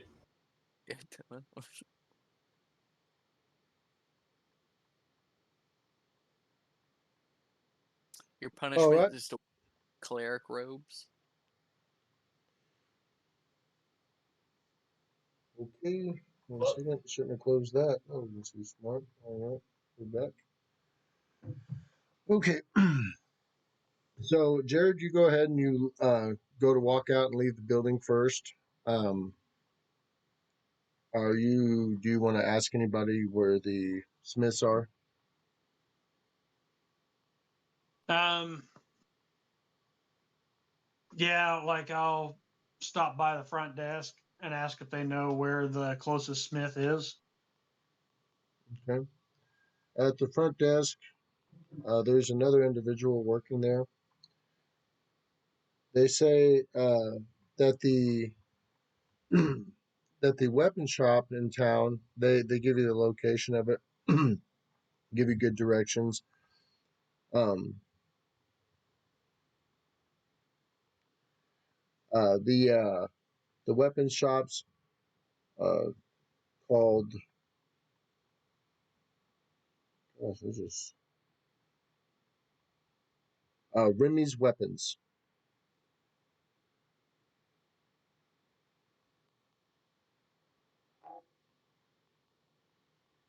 All right. Well, I will head to Remy's Weapons. Apologies, y'all. I had some gaps here. That's all right.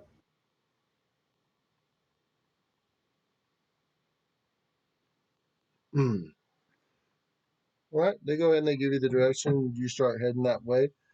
Um, guys, you go ahead and you come out of the bathhouse as well. Um, feeling fully refreshed. Also, since you had deluxe practices, don't get me wrong. You know, Mal, it feels good to get the dirt out of your gears. You're feeling good too.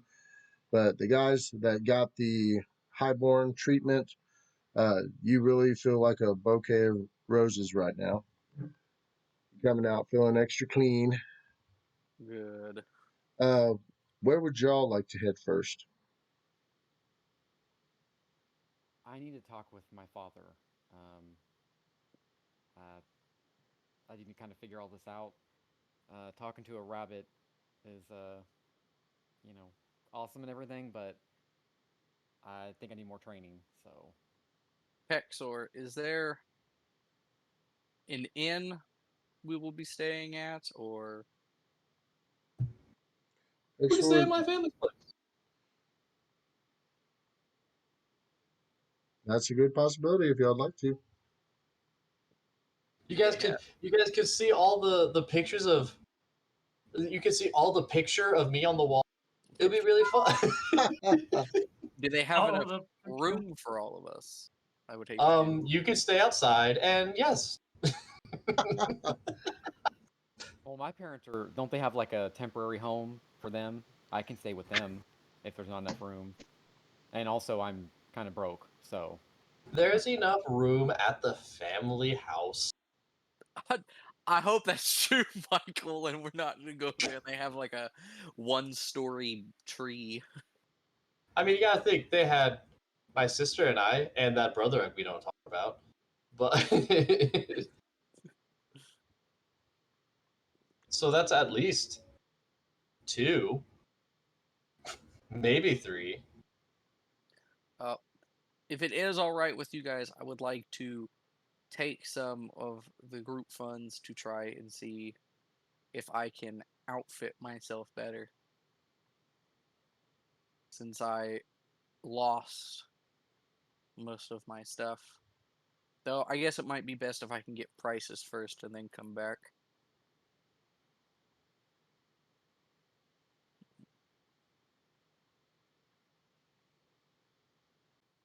I mean that works for me. I don't really have anything. I mean, I would like to, I guess, browse to see if there's anything that we might need at some point. Because I'm going to try to find Malediction and catch up with him. Since you have to go and find your father. Yeah, I definitely need to speak with him before I kind of venture off and do some Are you adventurous going to things, be going with him, Pexor? Yeah, sure. Alright. And the party is split. Yeah, I'm gonna go off and try to find Malediction. Hopefully it's not too hard. Okay. Mal is heading there pretty quickly. Because he's you notice he waits on y'all a lot, but when Mal acts on his own accord, he's usually pretty hastily in his actions. It's you can tell he's quick to decide what he wants to do, and he does it real fast. So he is kind of booking it towards the area that he's going. Malediction, I will say that you managed to clean your body very well. One of the oils that they had available there, right? You could tell it wasn't an eroding type oil, so you really got to use it and getting it in the crevices and stuff. But you didn't, like I said, you didn't get to do any repairs, but you did get to clean yourself deeply with a good oil that you could use. Um, as you're walking, the you haven't noticed this about yourself in a long time because it's been a while since you've walked in the sun and been completely clean, right? But right. you're super shiny. You're a lot of your like the picture of your character. You have a lot of gold, a lot of silver in the way you look, and the way the sun is catching off all the metal that's on your body. It's really causing a stir amongst the people. You can tell as you walk by, and you're in a pretty quick step, and you just keep on looking forward and then looking at the directions as you keep walking. But you'll look around every once in a while and you'll notice, especially Elvis children just sitting there looking at you glitter in the sun as you walk by. My eyes! My eyes!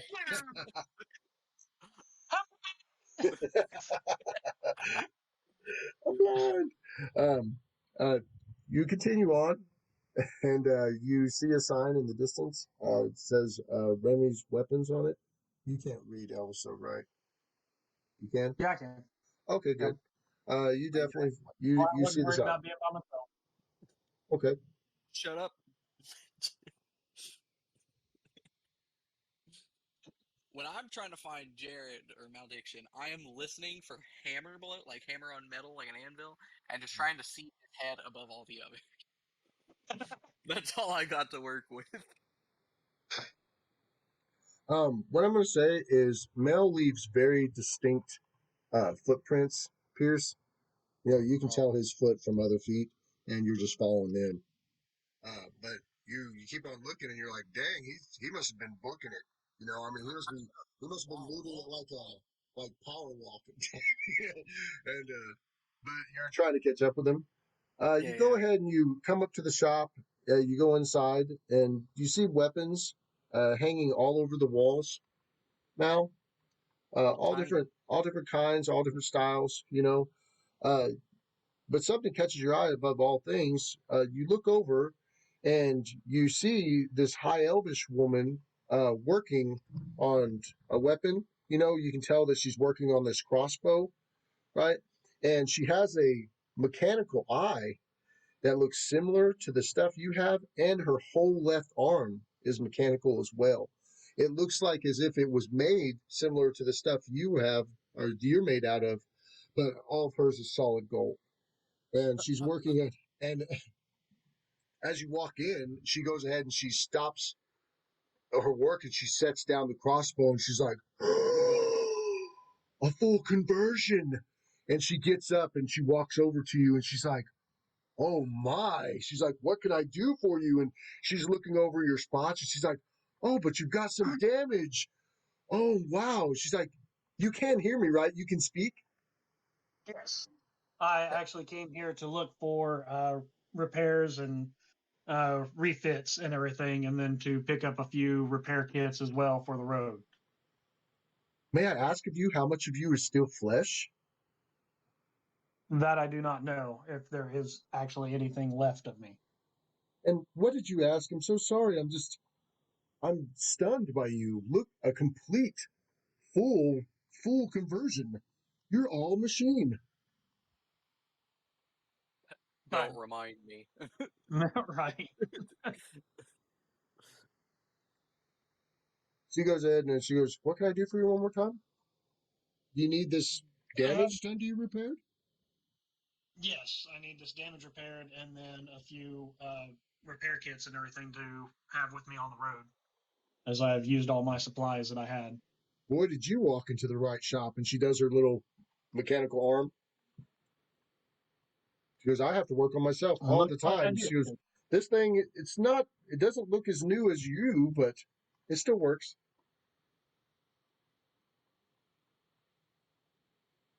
So is this a well-known practice in this community of this type of metal working? No, actually, I was worked on by a wizard a long time ago. Um, his name was, we'll just call him Flanagan. His name was Flanagan, and that was his specialty. He would do anyone that had missing limbs. He would do mechanical prosthetics, and but I heard he stopped working a long time ago. But yes, I was one of the few last people that he worked on. I did hear later on he took on some. Who did he take on? Because he was telling me to go to them if I needed more help. Hmm. And she's thanks for all, and she's like, I think one of them's names was Armaxa. Not too for Sounds sure, right. but he goes. She goes, yeah, he did train a few people on how to do his techniques. Do you remember any of the others? Sadly, I do not. So long ago. Oh well. Okay. She goes ahead and she goes, well, I'm going to go ahead and clear off a table back here. Let me get all this stuff moved, and we'll get you up here. And let me go get the hammer and all my tools. How many repair kits were you saying you needed?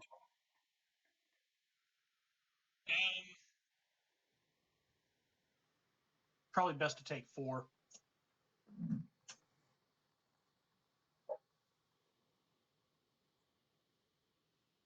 If you have that many on hand.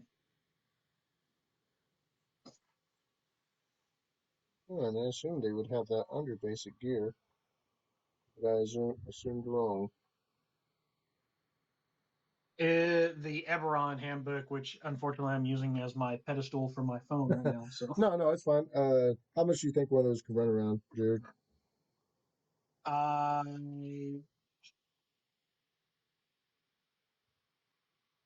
don't remember. Hang on a second. Let me swap out the book that's up there because I didn't put that one up there. I wouldn't think Quick that Google they'd be search. this. I wouldn't think they'd be the same price as healing potions. Doing a quick Because Google search, I don't know if this is correct or not, but it says here is the value is 50 GP. Okay. That's All right, that sounds pretty close. I was thinking it was like 25 or 50, and I couldn't remember what. I think because she's so interested in you, she said she goes, I'll do your repairs for 50 gold. Damage is done to you right now. And she goes, I'll only charge you 150 for the four. Buy one, get one, or buy three, get one free. And does that sound good to you? Sounds good. Yeah, it is. It's 50 gold. Okay. So she goes in, she gets you on the table, and she starts working on you. Frank, you manage to follow uh, Mal's footsteps all the way up to the weapon store. I lower my head or duck, kind of try to get through the door. Okay. Whenever you walk in, she looks up from you, Mal, and she looks and she's like, "Oh, wow!" She goes, "I'm getting all kind of interesting people here. You stay right here. I'm going to go deal with a customer." And You she having goes in and she, fun, Malediction? I'm oh, having lots of fun. Cheers. she's like, "Oh, y'all know each other. So your name's Malediction. Your friend is quite the find. I've never seen a full conversion like him. I've, Indeed. I've And he only is a seen." trusty friend to have. She goes in and she shows you her steampunky arm, and sure enough, it looks a lot similar to Malediction. And she also has a fake eye that kind of zooms in and out, right? That's made out of the same gold metal that her arm is. Interesting. She's like, "So, do you want me to get back to work on your friend, or do you need me to show you around?" Uh, work on him for now, please. I can wait and just admire the craftsmanships that are on display here. Okay, you sit and watch her as she continues to repair on Malediction. Um, Is there anything around here that looks like it's big enough for me besides like a spear?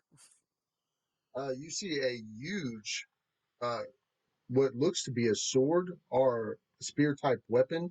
It's so big and it's laying on the back wall, but it has a huge, not sheath, but kind of like a bag over it, right? Oh yeah. And the bag even looks very well made, but it looks like a sword in a bag in the corner, and it's a gigantic sword. But I'll go ahead and pause that right there. Uh, Yeah. since you're gonna wait till she gets done working on them, right? Yep. All right. I'll say you go over to the sword and you start looking at it and stuff in the corner. Um, Like if she wants to make small talk and everything, I'm more than happy to like oblige. when she sees But you walk up to the sword, she says, "Don't touch that until I'm ready to show you it." I will not. You get really close to it. I I'm looking at it, but I'm not close enough that she might think I was gonna go up and grab it or anything like that. When you get in the corner where the sword's at, it's Mm-hmm. dramatically colder. It drops like 30 degrees in that corner, almost to the point to where it's a little bit uncomfortable. Hmm. The sword Oh, is reminds me of my time enchanted. on the mountain. Yeah. uh, So the sword is enchanted, huh? oh, indefinitely. So I'll be done with your friend here shortly, and then I'll help you. Othello, uh, and Pexor, where did y'all want to head to first? Was it Othello's house? yeah. I guess wherever. I guess we'll start there and see if I can find my parents. Um, just to talk with them. Okay, let me see if they're home. Got a 41% chance. 31. Okay, they are home. Both of them? Yes. And since we bonded so much, I consider myself as part of the family now. Um, So I will be calling was them mom and dad. uh Josh, I didn't know which characters that you wanted to specifically talk to or anything like that. If you wanted to role play with Pexor on the way over there, that's fine. If not, we could just open up at the house. It's up to you. No, yeah. As we're walking, I'll just kind of try and nonchalantly just spark a conversation. I'll just be like, so, Hector, how are you feeling right now, being back home? Well, I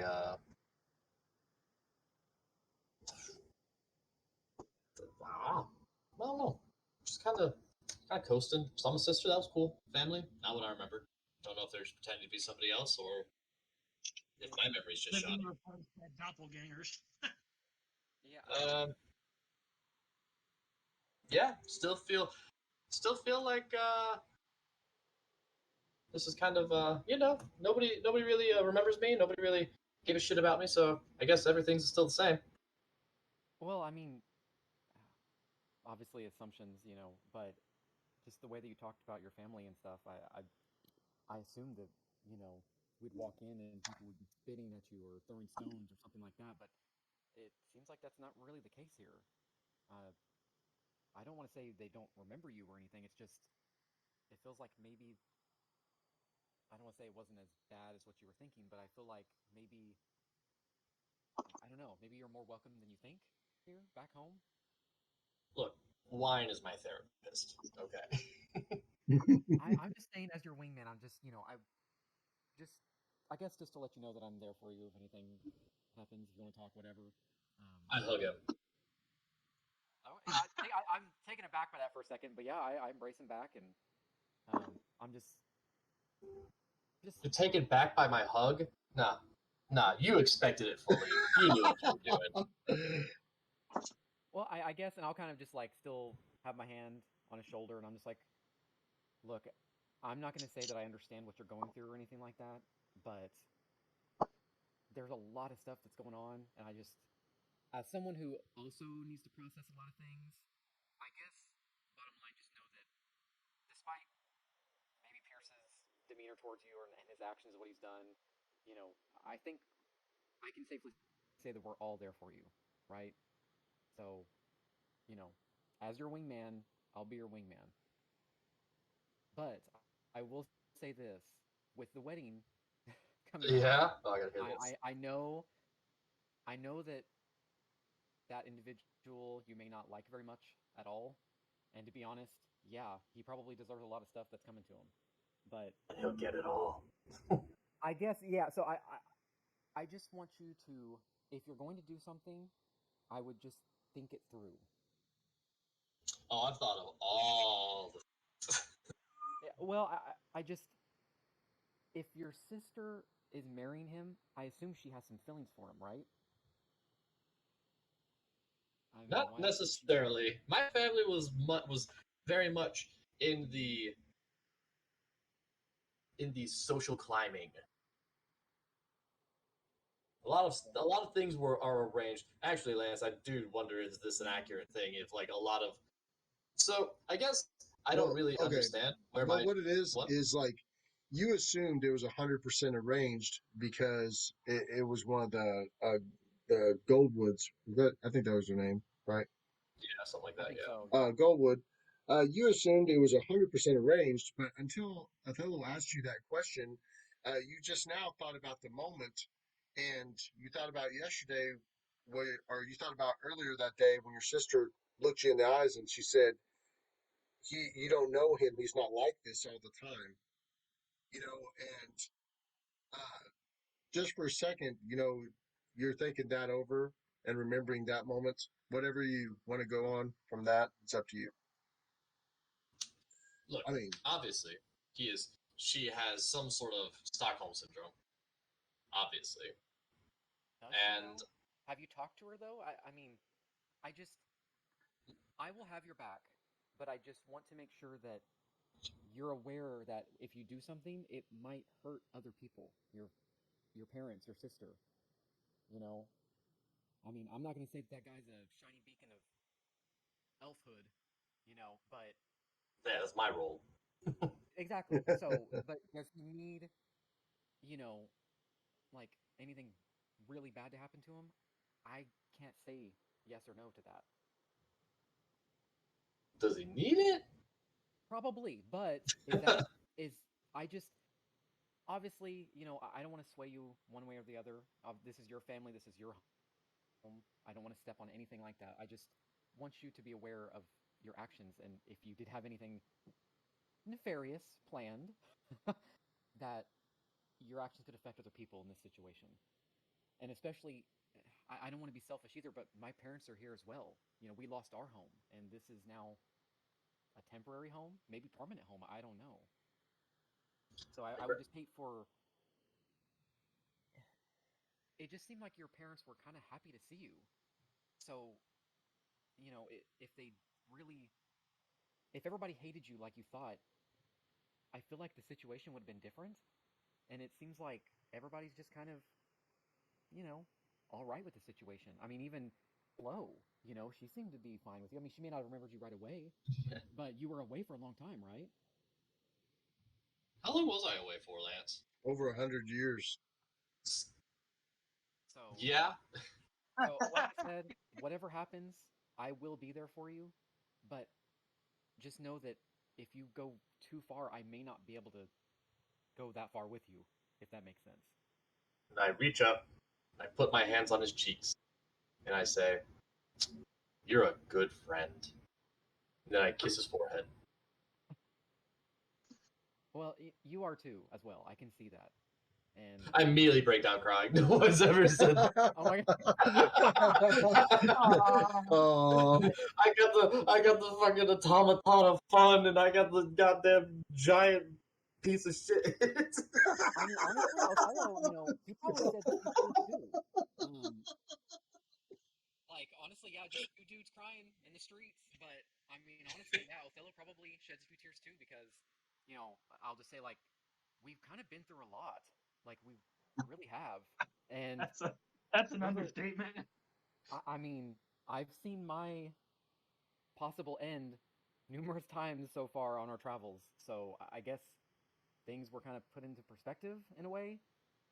So, I want everybody, obviously, to, you know, get along and everything to be fine. I know that this is kind of tense for you as well, being back home, especially after what happened with that spirit, whatever that was. You know, it seemed like there was a lot to take in there.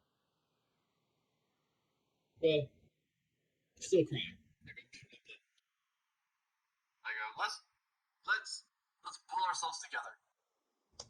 Yeah, Let's I'm go not like I wipe. and let's go see our parents. um, yeah. As he says that, you know, you come around the last corner, and sure enough, you see Breen and Madley's house. Yeah, I just Hey, does he make good brie cheese? Is it? The best. Is the house? Hector, you're about to get Is the house mugged. made of cheese? Is the house Yeah. made of cheese? If he sweeps the floor, is he breening? yeah, actually, is this just like a little simple one-story home, nothing fancy Yeah. or anything like that? It's a loner. Yeah.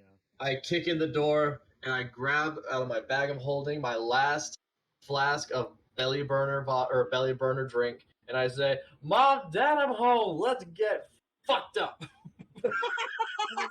I walked in, I'm like, Mom, Dad, we're At least, back. at least y'all's nice and What? clean.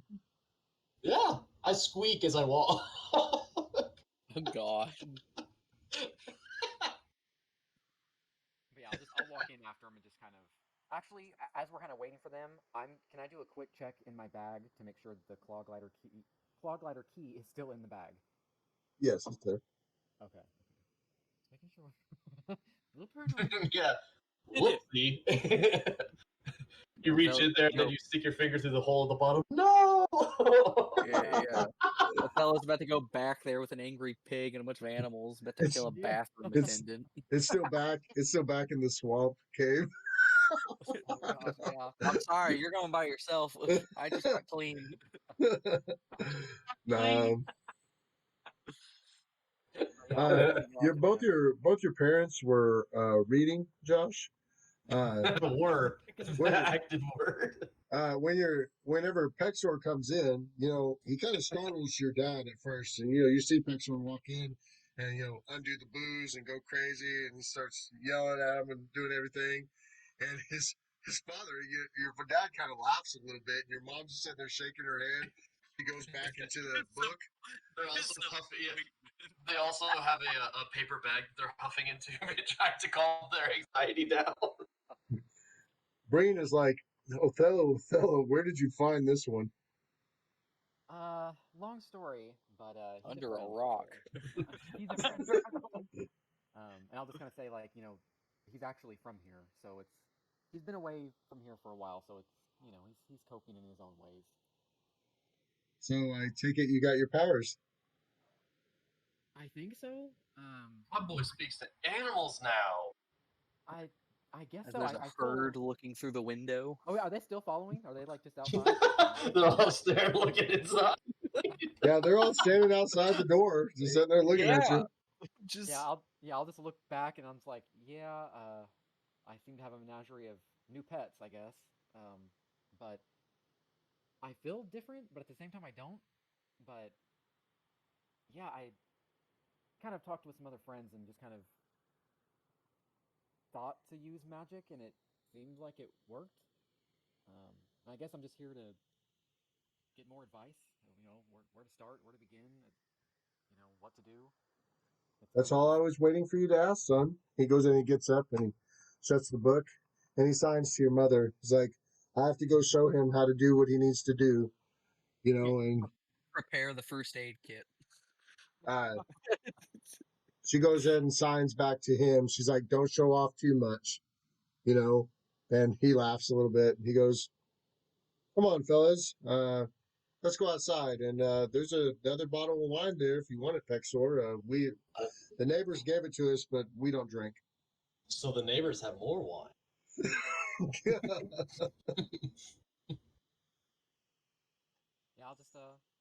I'll kind of sign to Mom real quick and just, I love you, glad to see you back, glad to see you again, and I'll kind of follow after Dad. She signs back to you. She says, I love you also, and good luck. And you'll go out in the yard and you start working on your magic. I sit with the mom. Oh God! So I have my wine glass. I have my wine glasses. So your sister is kind of hot.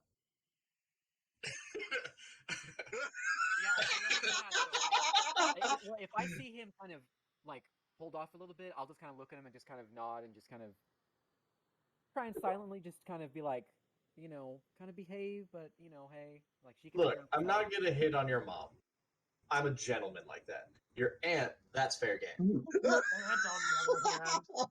Wait, aren't they identical twins? Are they twins? I believe they were, yeah. Oh Yeah. shit. So she looks like our Moxa, except she's had her skin's way paler and her hair's solid white. So she's like our Moxa, but she's had all the magic sucked out of her. So there's a joke there that I would definitely have to have taken out. We can keep it PG. It's okay, Mike. Well, So I sit there, I go, is your sister seeing anyone? she signs back to you. Yeah, she can read lips, but with him like slurring and half drunk, and she like understand. Oh, I am always drunk. See, the secret with Pexor is you never see him sober.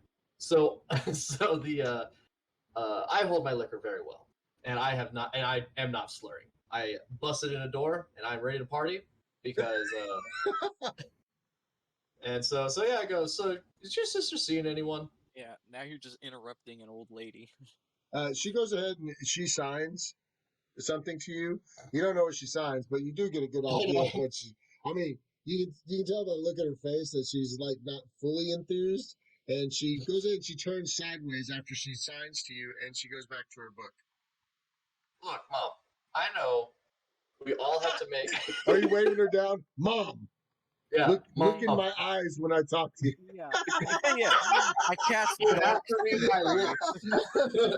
Read my lips. Oh, really? Because I was gonna make a joke about. Nah, I still don't feel comfortable saying. These Maybe. are my parents. Keep in mind, like. No, I'm talking about your aunt. Okay, I'm talking about your aunt. Your aunt sucked all the magic out of your. Your mom was like.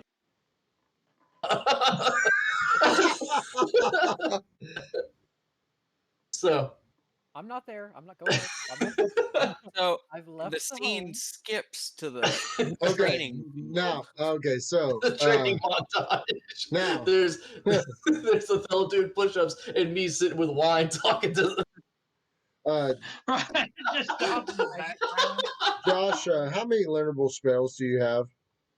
I can cast 2 first level, and I've already cast 1, so I have 1 whole first level spell I can cast. Such a Okay. magic user, right? Wink. So, what I'm going to do is I'm going to say that he shows you all the spells within your stuff that you can cast, right? Okay.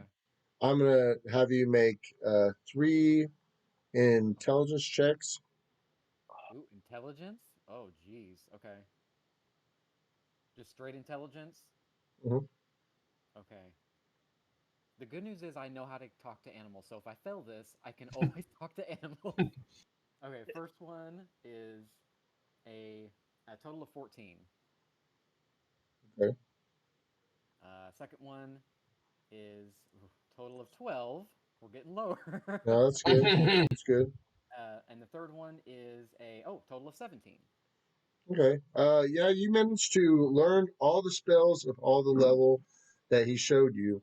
Um, it was amazing. You going through the transformation spells and stuff like that. Uh, but he ones that you weren't able to cast that day because you don't have enough spell slots or whatever, uh, he just was making sure you got the good understanding of them, and you do to the point that you would be able to cast it if you attempted. But I'm going to say that he sat outside with you for quite some time, showing you the stuff. Uh, Pexor, was there anything else you want to do on the inside before I go over to the other guys? All right, no. Next. Okay. All right. Malediction. All right, Frank, I'll say that you went around the room and you've been like testing the sharpness of every weapon in there, like, not sharp. Oh, this one's sharp. Not sharp. Oh, this one looks good. The And stab test. Pretty much. Just, sure enough, Mal, she winds up finishing all your repairs. All right. So I'll give my movement and everything a good test. Make sure I've got no hitches. And then Uh, after that, and then we'll start going over the weapons in the shop. she's so excited as you start, testing stuff, and she's asking you how you feel, And it's funny because she's asking you about parts that sound so difficult to even say, and like it's such a long word, it'd be hard to even retain it. So she's talking about parts of you that you don't even know that you had, and you don't know what they are. But she's like, well, this is damaged, and I did this, blah blah blah, to that, and but you're 100% now. And she goes, anytime you want to come in here, she goes, I'll cut you a deal. She's like, I'll repair you for 30 gold next time. I just I want to learn more about you so I could possibly later upgrade myself. So one thing I do want to go over with her and everything is the whip filament to see if she knows what we could use and everything to stabilize that to make it useful and not just a wild slash. Smart.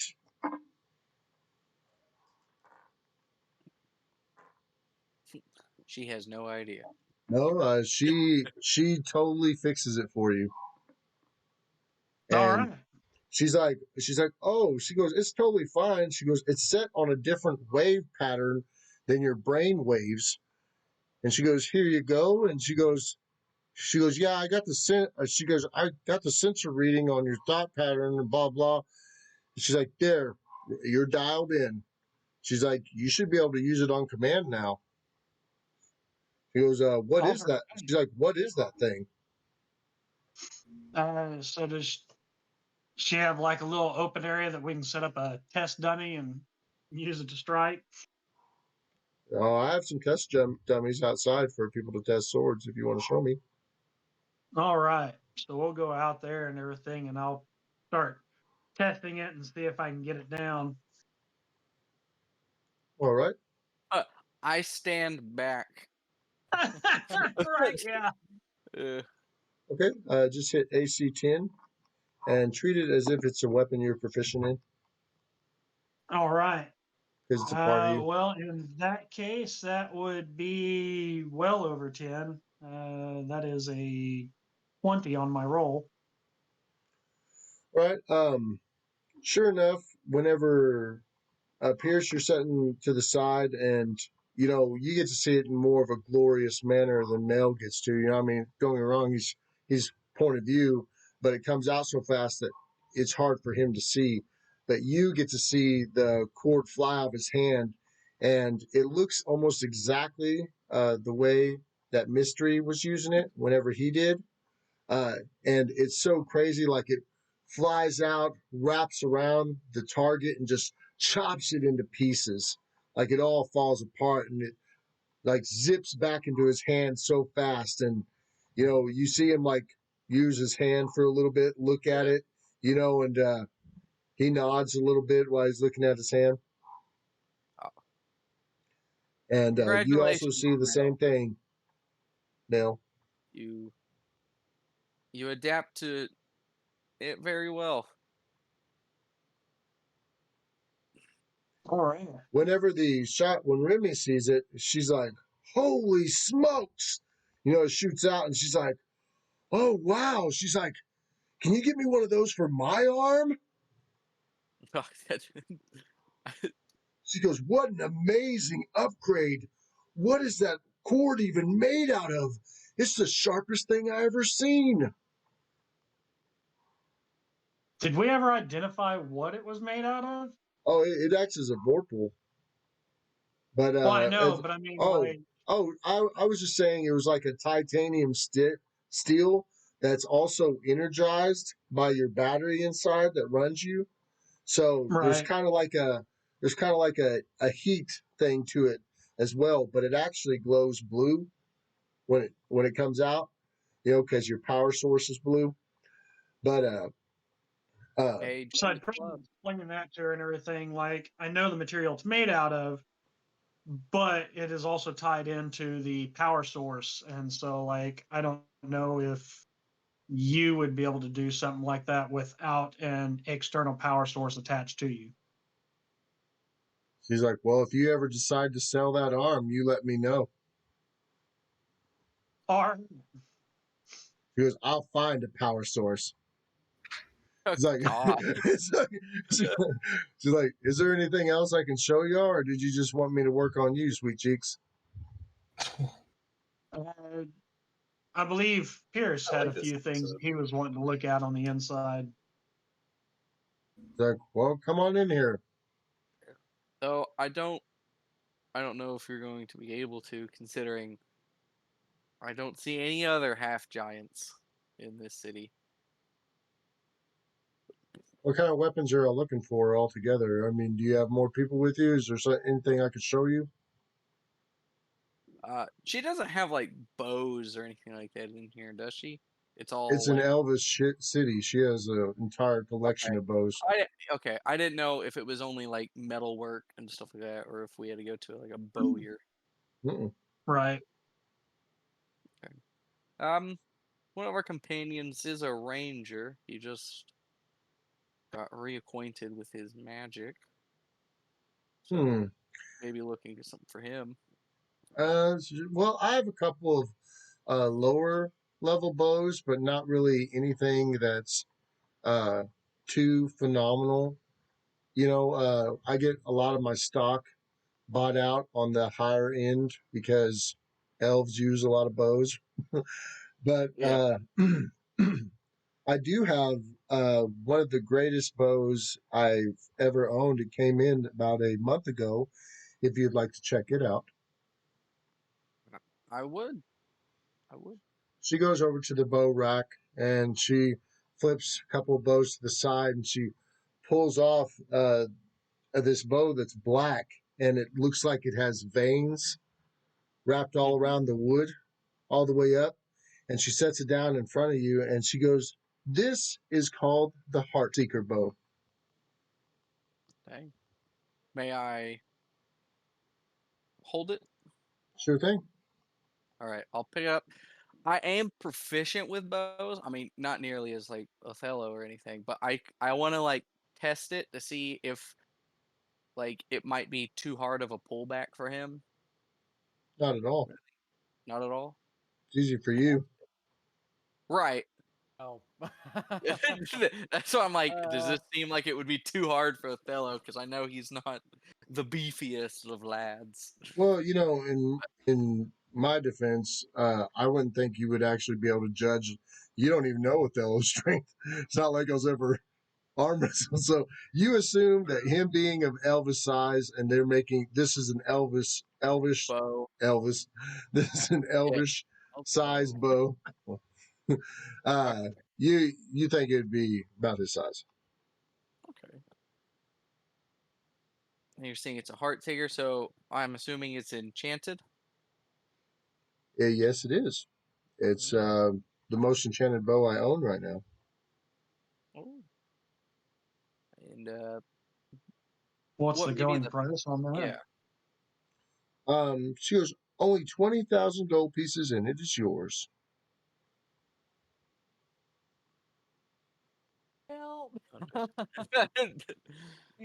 just let you know, Othello's got 20 gold to his name right now. So Basically, she explains to you the abilities of it in D&D terms, and she tells you what it right. does. And basically, what it does is it gives you a +3 bonus to hit targets. Uh, it acts as a normal magical bow, except anything rolled over a 20 on the equal of the dice, and it always hits the victim in the heart. Damn. Quite the bow. We need to So if you speak roll to anything over a 20, regardless of your dice total, right, it's a shot to the heart with it. so Jeez.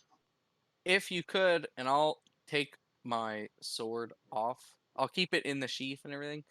If you could, I would like to see if you could repair my sword. It is my family sword, and it Well, was seeing a lot of use. well, I'm actually going to bust out the smithing to fix a lot of this and take some chips out of this blade. So um, you'd have to leave it here overnight if you don't mind. I don't mind at all. What is your price?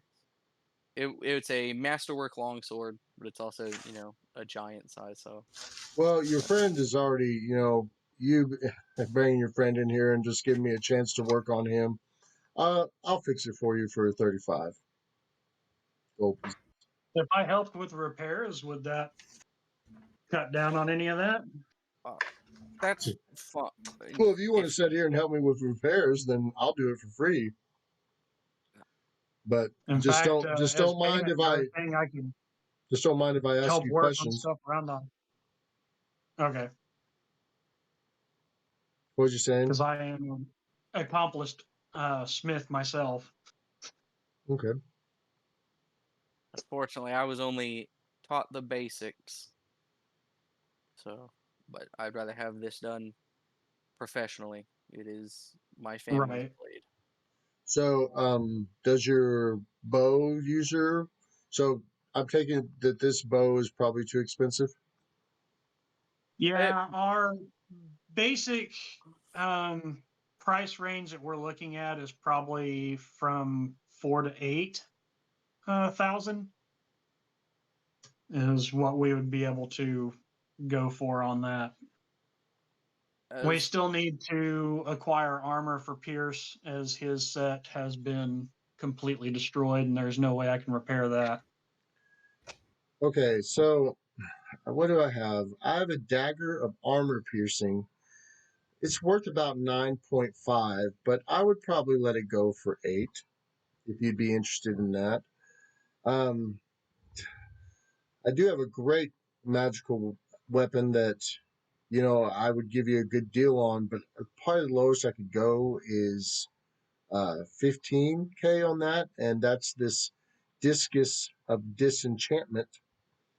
And um, I have that gigantic sword over there in the corner but I'm only letting it go for 5,000K. Is it because of the size?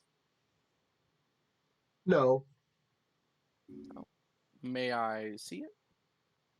yeah, but it will cost you 10 gold pieces to see it. All right. I put down 5 on the or 10 on the table. It's just every time I take it out of the bag, it decreases the value of the blade. Is the blade made of ice or something? As I got close to it, I realized it was cold. Oh yes, actually, it's a Frost Reaver Ice Giant short sword or Frost Giant short sword. A frost giants. Mm-hmm.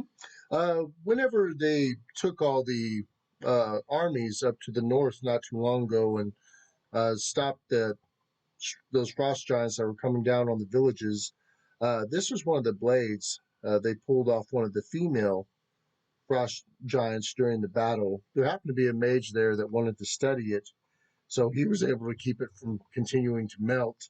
And then I eventually bought the sword off of him for a good price, and now I'm trying to sell it as well. Lance, from my world and everything, from my people, do we know anything about the frost giants and You stuff have, like that? you have frost giants on your world, but they're naturally evil. Okay, Like so they were a foe. occasionally, yeah. All right. Interesting. So She they're goes ahead and she drags the sword over across the ground. You know, it's like do you rubbing on against the ground. need me to help you? She's like, I don't need no help. And she goes in and she sets one end of it up on the table. She grabs the other end and she sets it up on the table.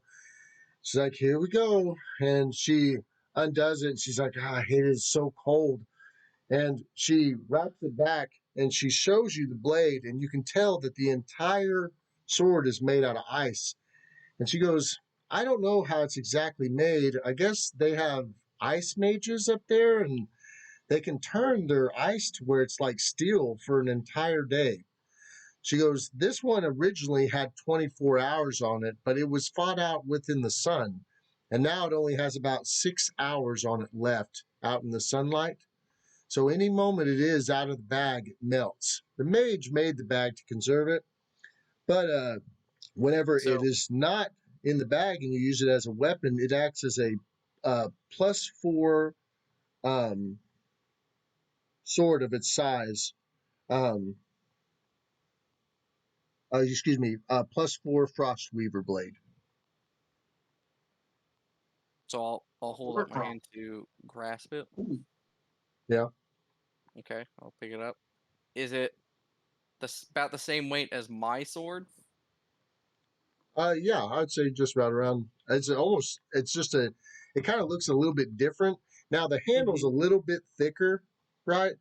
Like your handle's more comfortable where your fingers touch, right? Right. This one is just a little bit to where your fingers are having trouble. So it's a little bit of a thicker handle, and it is freezing cold to the touch. All right. He goes, Um, literally, even if he wasn't going to use it, you being a half giant, that's a collectible in itself. Indeed, my people fought these back home. Lance, I'm gonna switch so I can bind my fire to my head, my hands, and my feet. Mm-hmm. I'm gonna switch it to my hands. Okay. Is it producing any heat?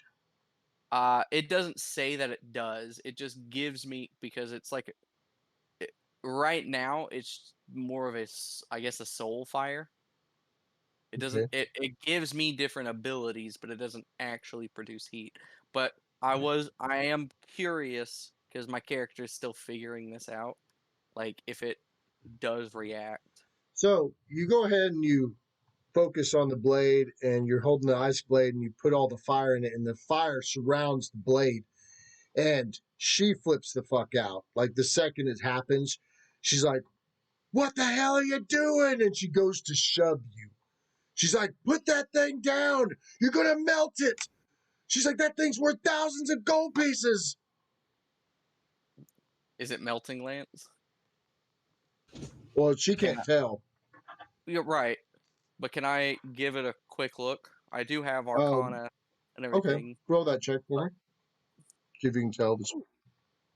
15 plus 4, so I got a 19 total.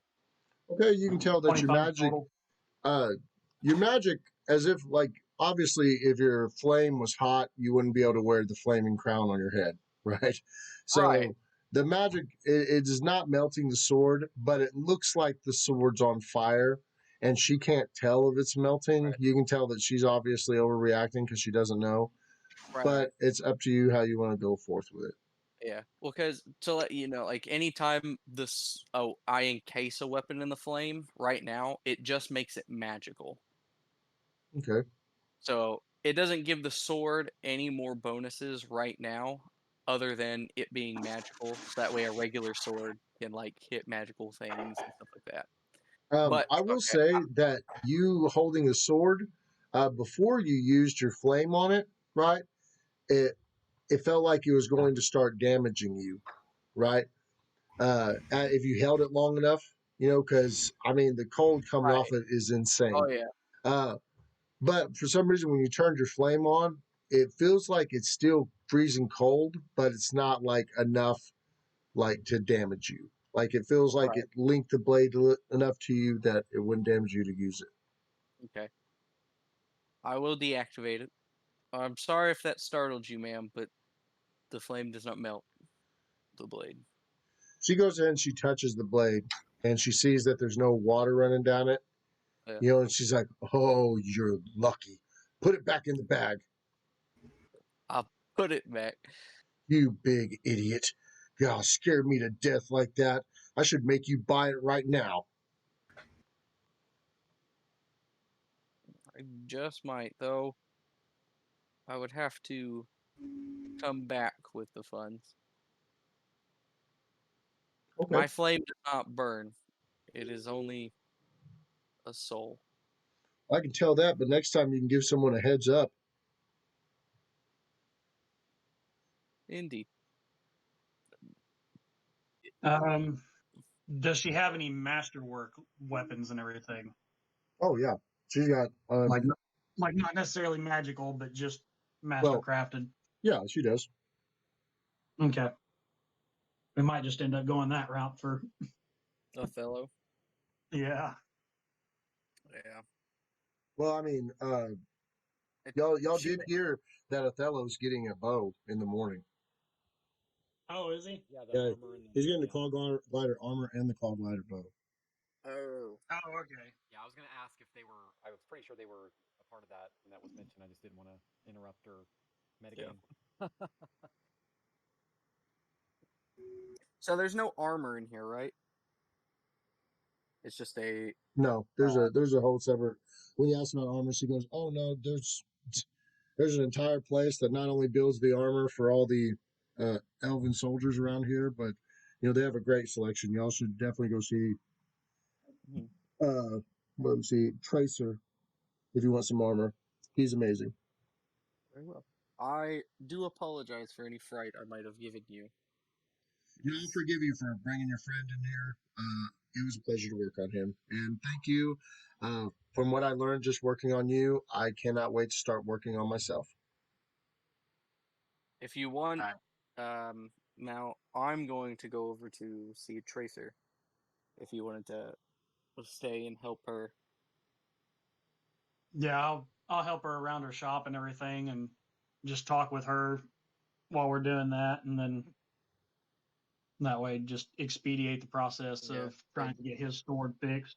Yeah, Malediction, please be Um, careful. It is one of the um, only things I have left. roll your blacksmithing for me also, Mal. You want that nat 20 there, or you want the total? No, that's great. Uh, Uh, so you it she's precise with her arm, you know, and stuff, but you notice her like stop working and watching you work, right? And okay. like she can't believe how quick you're fixing the sword. Like she thought it was going to take hours, right? And like you're knocking the dents out of it, straightening it out, putting it in fire, pulling it out, and it's so crazy how fast you're doing it like a machine. And she just keeps on looking over and shaking her head, and she's like, full Probably the heating conversion, process, trying to get it where it's malleable again. right? Yeah, she looks over and she keeps shaking her head at you, and she's like, she keeps saying full conversion, and she's like, what a miracle. And she'll stop working on what she's working on every once in a while and just come watch you for a second, and she's like, wow, and as you're sitting there and you get done and you realize that Frank's sword is complete, like totally fixed, and you're like, thinking you're like, all I need is a heat source, and I could have done that by myself a long time ago for him. And she comes straight out like right when you get finished, and she like walks up to you and she puts her hand on your shoulder and she's looking at the sword and she's like, if you ever need a job here, you just show back up. I mean, I'll hire you right now. Wow. What terrific work. You really know your way around the hammer. What? So is that what you were made for? Are you like a robot smith or Warforged smith? I don't know if that's what I was made for, because my actual operating parameters is a war mage. So Wow, so you use I'm just magic?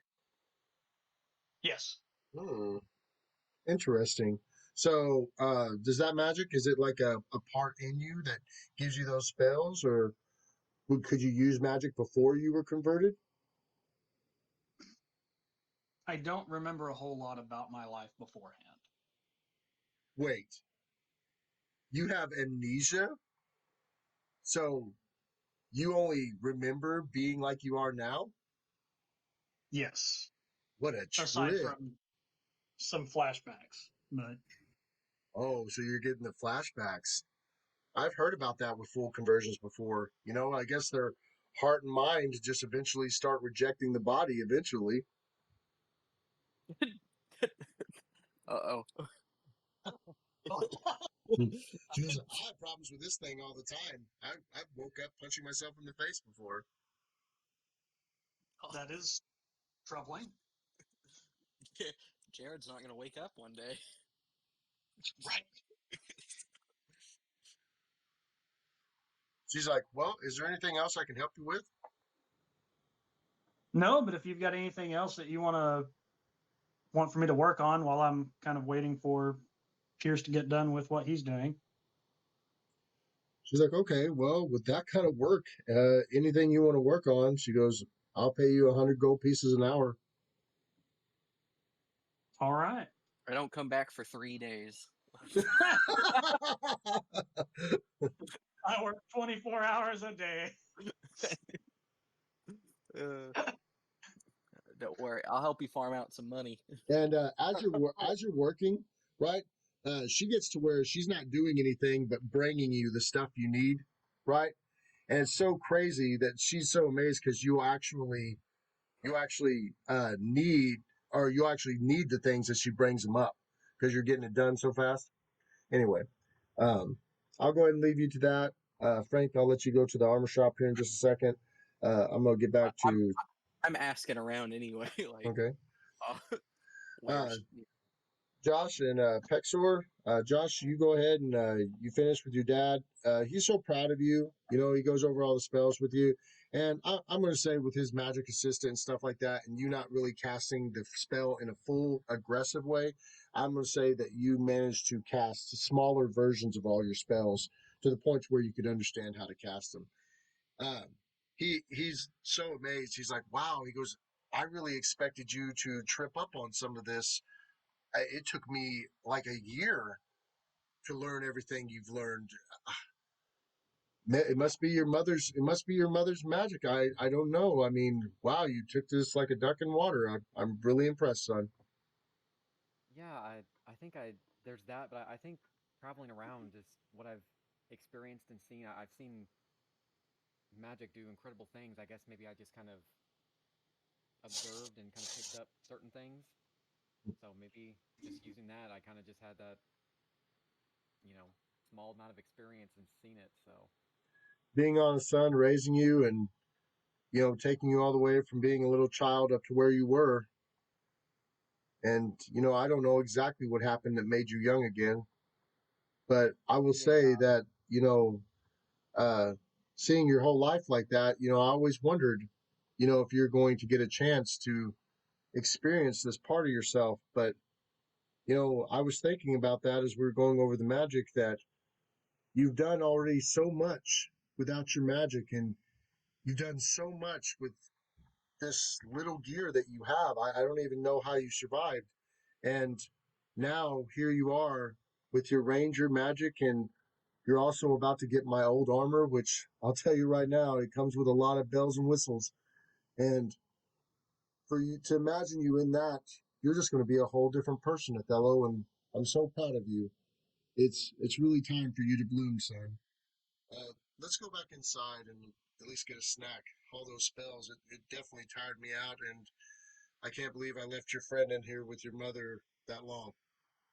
Yeah, might need to check up on those two. I am perfectly cordial.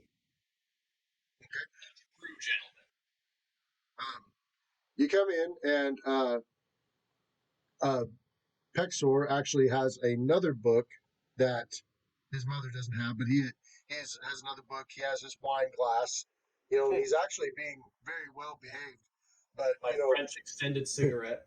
but he's sitting there reading, and he laughs hilariously at some magical concept they say in the book, and he's like, "That's trash," and he starts making comments on how it's all wrong.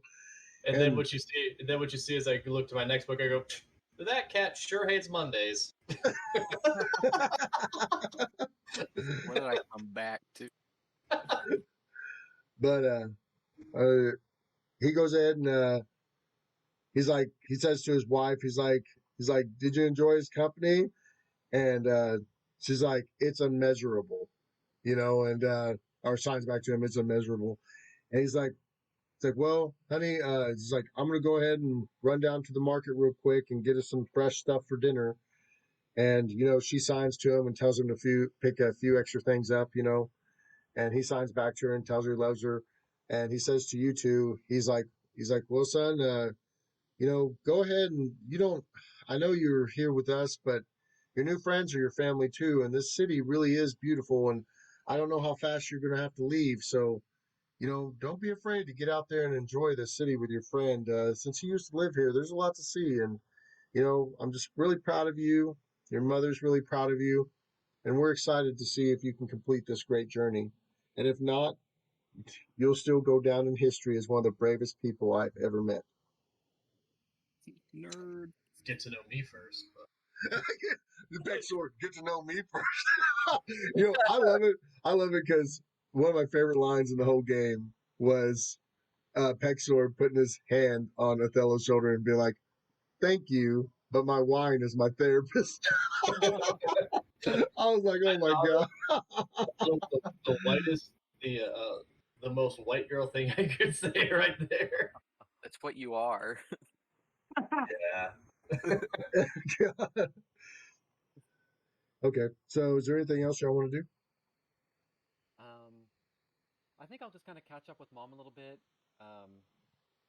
Was he preparing a dinner for like us or just for them, or like I know he said for us to go, but I don't want to leave if they're going to prepare something for us or whatever. Um, okay, so you look at him and you're like, "Hey, Dad, are you preparing something for us or for them?" And he's like, "Oh, well, it's up to you. If you'd like for us to cook for you and your friends, I thought you would obviously be all eating at Pexor's house since they have such a beautiful home here, and it's going to be all fancy, and I'm sure they're going to want to have dinner with him. If you want to have dinner with us, that's fine too. It's totally up to you, son. Your mother's just going to be making potato soup for us because I know you don't know this, but don't eat meat around these people. They get so offended by it. You don't have to eat potato soup only, though. Yeah. Oh, I'll yeah, just meat and say, potato diet. Just nix the meat. yeah. Yeah. I'll just say that we'll just head out. Get out of your way, and like you were saying, we have such a big undertaking ahead of us that now's probably the time to kind of just see the sights while we can. You know, and I guess also too about the armor and the bow.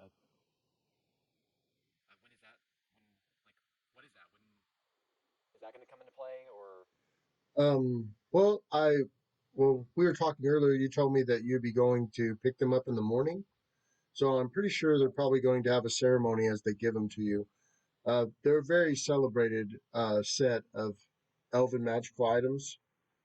They were so proud of them that they took them straight back for me when I was finished. But I also failed, so the armor didn't work for me. So I willingly gave it back to them. But hopefully it works for you, son. Um, was there anything else you wanted to know about it? I guess kind of a weird circumstance, but I had heard that there was other people in the town who donned the armor but didn't make it. How many people have tried and failed? I couldn't even tell you. But like I said, the armor was attuned for me, so I would assume that it would work with you. I guess we'll find out. That, and if Lance killed us, then we'd lose lovable characters, and our 50 viewers would riot. Our 50 viewers, come on, you 50 viewers, go tell your friends. Dang it! You were congressman. But the son, I know that there's a lot of stuff that y'all have to look over. There's a lot of shops in town. I believe your friends are already out there looking at them. So yeah, feel free to go around and check stuff out. You're in a big new city, and there's plenty of things to look at. I'm Well, just a small town. I'm just a small town girl come to the big city. What job could I get? but we'll be here, and we are safe, Othello. So don't worry. Yeah, it's a comforting thought after all the time of me traveling around not knowing what happened to you both. So it's good to know where you're at and that you're safe. So that's really all I need to know. And yeah, I We are guess indeed that.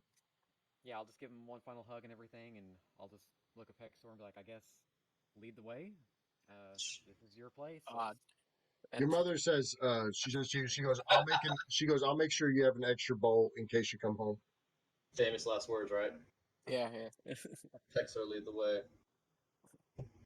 Yeah, I'll tell him I love him, hug him, and then Love you too, guys. Dexter, how much I mean, how much wine have you been drinking? Did you drink the whole bottle? Yeah, I Okay. don't see why not. Roll a constitution for me. What? Roll a fortitude check for me. Well, that's crazy. Did you know that I get +8? That's a 14. Okay, you're not drunk. See? yeah. Yeah. okay, then yeah, I'll have him just lead the way, and His lips are just a little extra purple. That's yeah. all. Is that the wine or the lipstick? With him, I can't tell anymore. Well, you know. I All would right. say your mom would know, but we know that she can't. It's true. He's dead. Oh, wait. There might be a chance that it's me. Sorry, not that type of death. Like obliteration. That Pexor, was obliteration, but just one step further from what I can do. Good luck.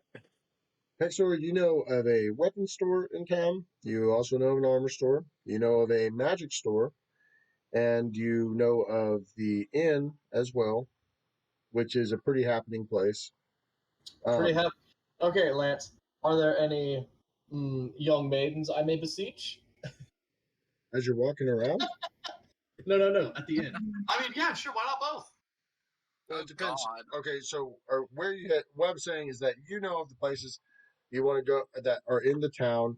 Othello, is there a specific place you wanted to go? Are you trying to find the other guys? Yeah, Are you looking for the stores or a yeah, specific store? I'll just mention that I think Mal and Pierce went to the armor shops or weapon shops. Maybe head there, see if we can meet up with them. Do you need anything? Silence is. Do I need anything? Actually, I need a lot of things. But Because if you don't need anything, we're going clubbing, and not the baby seal kind. Oh my God. I guess, yeah. I mean, Legendary. Yeah. I guess anything that I need, we can maybe get tomorrow. Hopefully, Mal and Pierce are getting what they need. Wait, Wherever do you you wanna guys go, hear man. that? Do you guys hear that? And I take out my little hat and I put it on, and suddenly fruit starts growing off the top. I And pluck a grape and I eat it. I'm like, lead the way. I pluck a grape and I drink some wine. Yeah. And he starts dancing towards the inn. Yep. The inn you're going to is called the Weeping Willow. The Weeping Willow. I say right before right. Has anybody got their feet in some water? Because you got to get out. Because here comes the electric slide. Immediately gets kicked out. We remember you. Okay, so you approach the Weeping Willow. You walk up to the front gates, and you electric slide into the door. Opening them up and sliding in like. Okay, go ahead. I moonwalk. Okay. Yeah. All right. Okay, roll your dance check for me. Go ahead. Dance check +5. That's an 18. Nice. Okay. I said, let's give this to me. He definitely totally moonwalks up in there. I look around. There's like, do I see other people moonwalking? Like, I don't know. Is this custom? Am I supposed to follow suit? I'm just looking around to kind of see if other people are doing that. You do not see anybody moonwalking, but you notice, he just does this like little weird dance jig, and then just walks backwards inside the place, right? As he's opening the door and y'all's walking in, you can hear the music playing, and the smell of really sweet, fruity tobaccos hit your nose, and the whole place smells like wine. But a really good wine, like not like nasty wine on the. It looks like that wine's been poured into the wood. But yeah, you go in there and it's kind of like a slightly smoke-filled room. There's a lot of elves in there smoking. Some of them are playing games and stuff.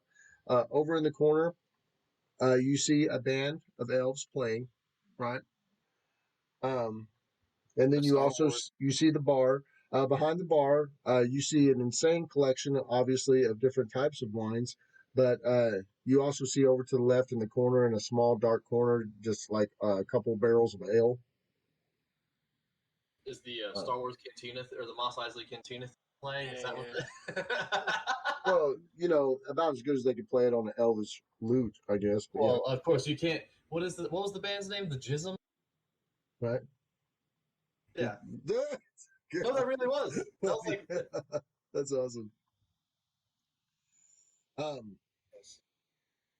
So, what do y'all do once y'all step in?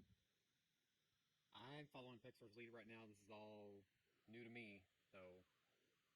Okay, Pexor, what do you do? Immediately, I shimmy and a shake my way over to the bar, and I slap down a gold coin, and I say, "Hey, barkeep, slide me as much wine as you can for this gold piece." He hands you a sampler size. Yeah, that ain't no joke. Okay, and then I grab out 5 more gold pieces out of Pierce's stash of that, or Pierce's portion of that 10,000 gold, and I put it down. Okay, so you put out a stack of 5 gold pieces, and you lay it down. He sets you down a really nice wine glass, and he starts filling it up. And he's like, "You look really familiar. You that necromancer boy that's come back to save everybody?" Save everybody. So it sounds like you've heard. It sounds like you've heard of me. You're welcome. Just thought I'd at least get a little bit ahead of myself there. You're welcome. It's my shop that killed that monster that killed your friend. Semantics, but okay. Look, that was in the past. I'm here now to save you.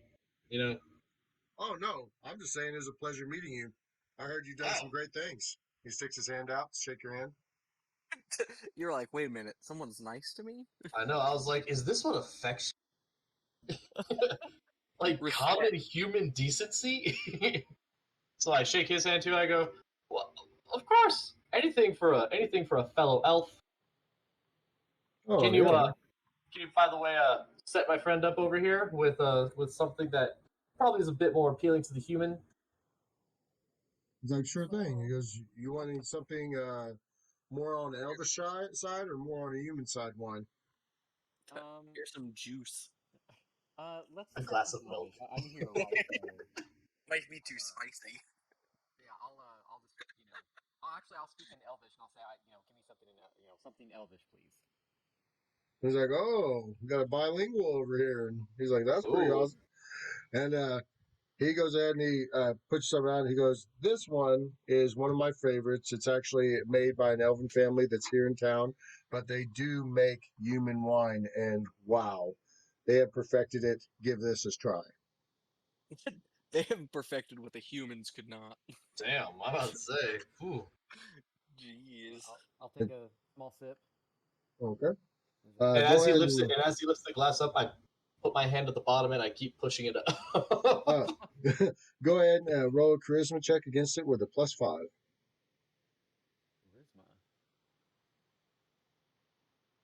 Total of 15. Okay, you think it tastes really, really good, even for an alcoholic beverage. Yeah, It's Not I think the it tastes- juicy juice you're it- used to. I think it tastes really, really good as an alcohol. Now you go to lower the glass a little bit down from your mouth, and Pexor like picks up the bottom of your cup, and he starts tipping it back, and you're getting some back, but it's starting to leak all over your clean clothes that you just got. No. I am an alcoholic. I don't Oh. waste anything. Oh, No, That's so- Like, I could tell. oh wait, okay, I forgot. You're not drunk. You're not drunk. So I will say that Pexor doesn't do a mess, but I'll say that you have to keep him because he does put a little force on it, But you do manage. You do manage to drink it. Okay, yeah, and I'll just kind of take a breath. I'm like, whoa, that was That was what we call a 9 a.m. drink. Here's your 9:01, and I slide another glass over to it. As he slides the other glass over to you, the song ends that the band's playing, and the lead singer of the band, he looks, he's like, "Hey, everybody, thanks for coming out. We hope you enjoyed our set. We're called the Cheekbones." And he's like, looks like we got a pretty rough crowd in here tonight. He goes, let me tell a few jokes. He's like, two dwarves.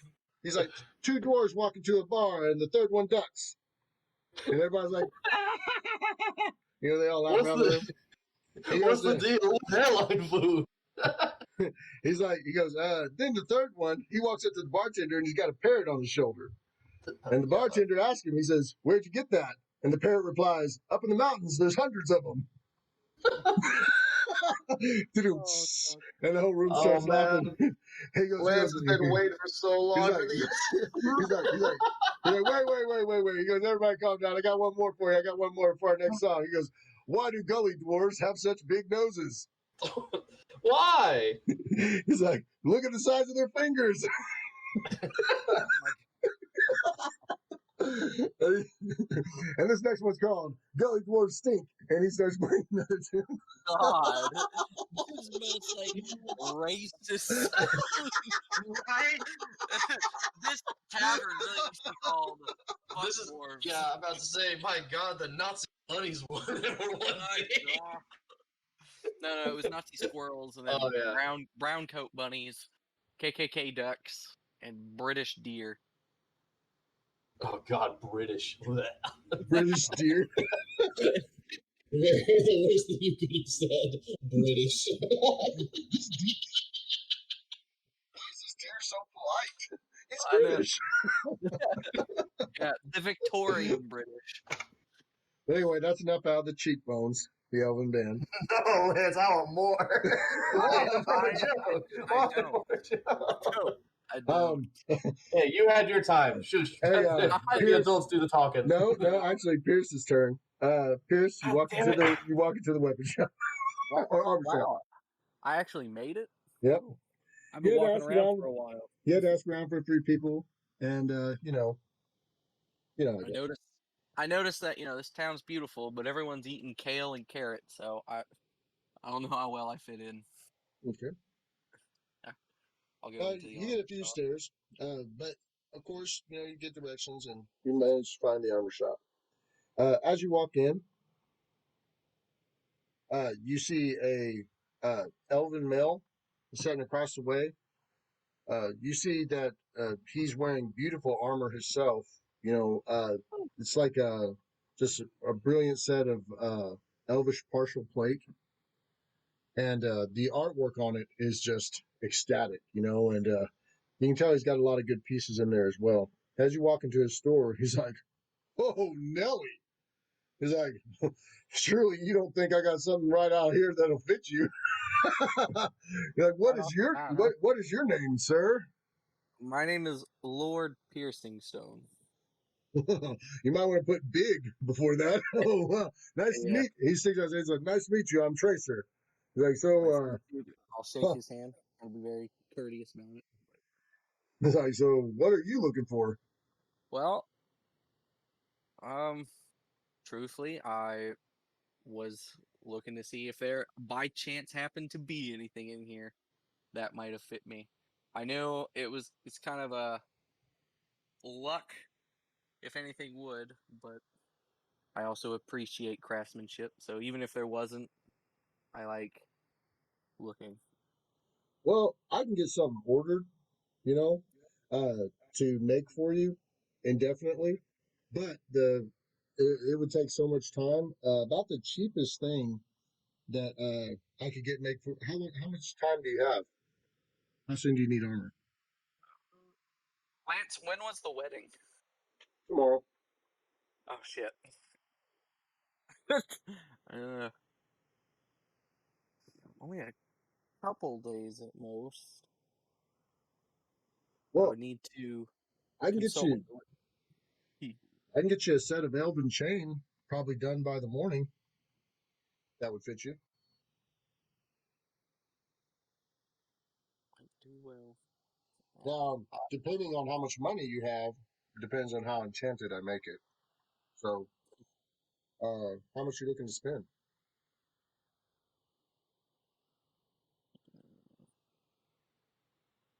In cash on me right now, I have 500. But depending on how good you are, I can go back to my group and say and pull some more.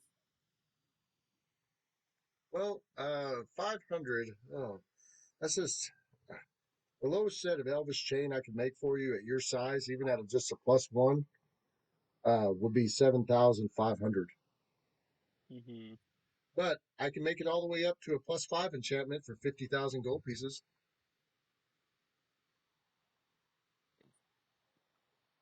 Good. You said by the morning? I could have it made for you by morning.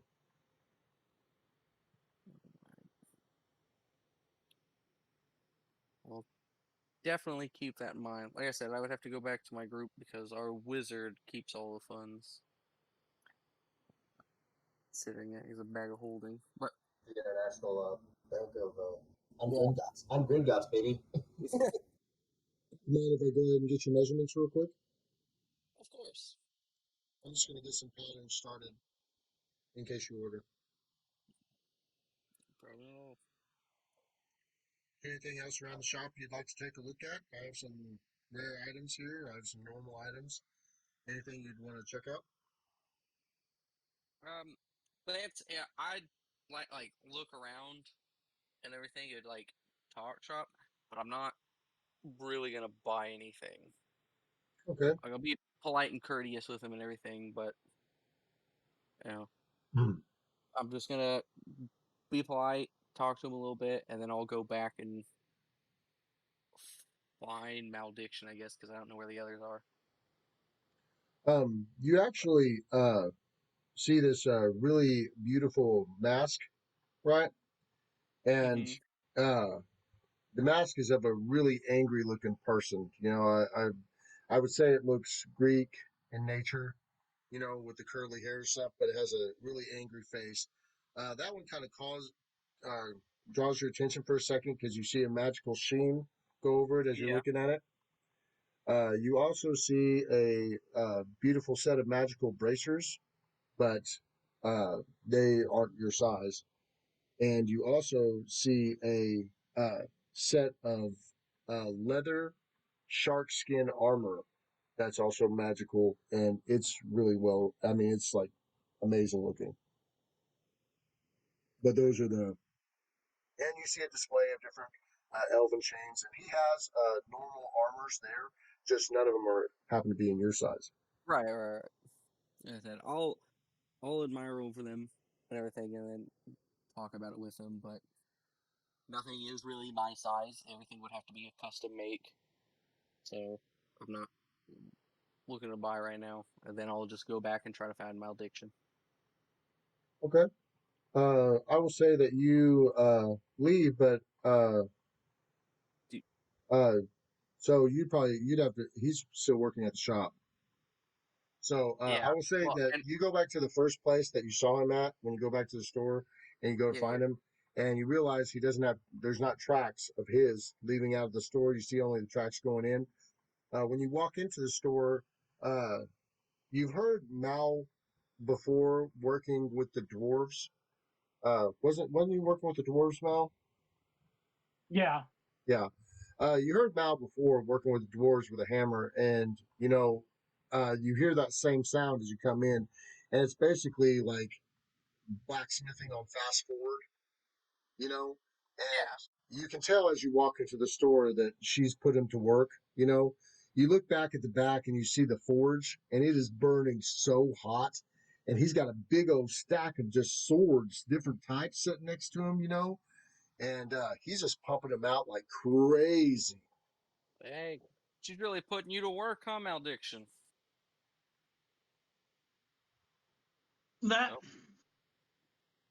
Nope. that she is. Okay. Plenty of stuff to work on though. Good. Gives me a chance to hone my craft a little more. She goes ahead and Indeed. she walks up and she goes, 1 hour, 100 gold, and she drops your first pouch. To him? Yeah, Or me? to, Okay, I to was about to Jared. say. Okay. Is I'm assuming then my sword's already done? Oh yeah, it's just sitting there. It's actually hung up on a rack, on one of the sword racks. It's Oh, dead okay. right there where you can see it. Alright. So I'll go over to it and I'll pull it out and then examine it and then uh bond to it. Jared rolled 20 while he was working on it, so I'm not Yeah. joking. It looks like the first day you got it. Oh yeah. Just Is there anything else you want to say to Jared or the shop owner? uh, not not particularly. I mean, I'll definitely thank her for allowing malediction to work on it. He seems to find something he enjoys. She tells you, she's like, I'll pay you 20 gold pieces an hour to help him if you like. Sure. I don't. Hmm. Do you have as much skill with him with a hammer? Our family smith taught me the basics of armor working, but the only skill I have with weapons is in using them and not making them, sadly. All right. Well, I got some other things to work on, especially sheaths for all these swords that he's making. So just bring him whatever he asks for, and I'll pay you 20 gold pieces an hour if you like. Sure. I don't Good mind. way to make money. Yeah, it's Victor and I are spending it. yeah, it's gotta definitely gotta gotta pay for Pexor's baths. yeah, yeah, Right. it's definitely new to me, but I'll give it a shot. Okay. Go ahead and roll your check for me. My armoring. Oh boy. Ooh, I'm glad I That's picked the hot. north today. So 24 total What was your natural and roll? 19. I 19. get up. Yeah, and Yeah. as far as heat, half giants do get a +2 bonus against fire. So I mean, I don't mind being closer to Awesome. the everything, but Okay. Well, she notices you doing a good job, and she goes ahead and says that she will go ahead and give you all 150 an hour for your work. She didn't know that you were going to be such a great helper. You rolling over a 20, obviously. Y'all are doing awesome together, working Yeah, super fast. I'm just as surprised. And it's kind of nuts. After a little bit of you carrying items to him and you're helping him, like occasionally you have to hold something for him. You know, Yes. uh, y'all start working together super fluently. And for a second, it kind of enters your mind like, hell, if me and him wanted, we could open up a damn blacksmith if we wanted. Hopefully, I won't have to work for a living, though. I mean, Yep, yep. All right, Othello, go ahead and roll a fortitude check for me. Oh, jeez. I may not be able to hold my liquor as well as Pex are over here. Oh, that's a total of 20. Nice. Go ahead and roll another one for me, Pexor.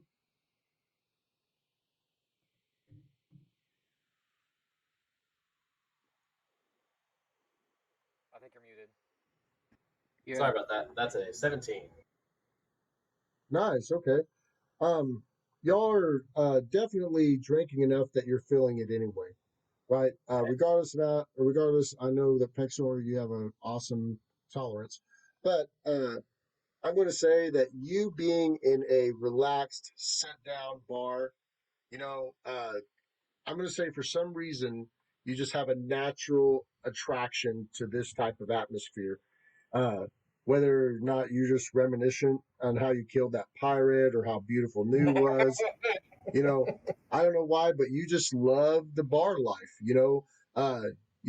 Pexor does keep on calling for wine, but he's not buying any expensive stuff yet, you know. But you can tell every once in a while, whenever he goes to order another bottle, he almost gets the expensive stuff. He's thinking about it.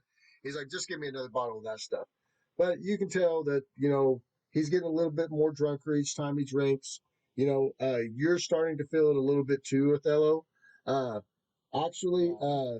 like Pexor, you look over for a second, and Othello's like sitting there nodding to the music, and it's the first time you've ever seen Othello like just getting into music by himself. You made him force dance before, but you can tell he's actually starting to really have a good time. Of course, the band, they still stop every song and they tell a couple of jokes, and it's gotten to where y'all's laughing so hard at the jokes, and you're like, oh, it's so true. Dwarves do stink, and it's like, but what I'll say is he does tell a few jokes about elves as well, so he's not the total cut up, or he's not Ooh, ruthless on them, but they're funny, tasteful jokes that are true about elves. The one he tells, but read you the know room. y'all are definitely enjoying yourself, partying it up. There's also games and stuff around to get involved in. I don't know if y'all be interested in something like that. There's a Hell yeah. there is the standard bulletin board. People looking for work over on the wall as well. That's probably boring. Um, you Bored as do all you do see people ordering food as well. I know y'all just ate earlier, so you're probably not hungry for that, and you don't want to waste your alcohol. But I also know that Othello probably doesn't want to get totally wasted either because of his type of character. But I'll leave it up to you. Like Othello, if you think your inhibitions are slightly slipping, that's totally fine Yeah. as well. Once I start feeling the effects, I'll slow down a little bit. Like how much is just like some bread or food or just something small, and I'll probably pay for that just to kind of eat with it. Let's get some lambus bread. Yeah, just something to kind of absorb a little bit of that. But I'm definitely letting loose a little bit. But I do know like I definitely am not used to this atmosphere and this much merriment. So it's kind of I don't want to go too overboard. But yeah, how um, much is that food? I'll slap down some gold for it. I'll just order like a basic bread or just anything they've got that's kind of cheap. oh, well, I'll just say, I'll say their bread is 5 gold pieces or 5 silver pieces, but it's a full size bread with a knife and elvish butter on the side. Okay, I'll just let them Hell know yeah. that, and I'll order a little bit of that, just kind of eat and everything, and um, yeah, probably just enjoy myself a little bit. Like I said, I will be slowing down. Like I don't want to be chugging like maybe Pexor is doing, but yeah, I'll drink a little bit, just kind of enjoy the atmosphere and let loose a little bit.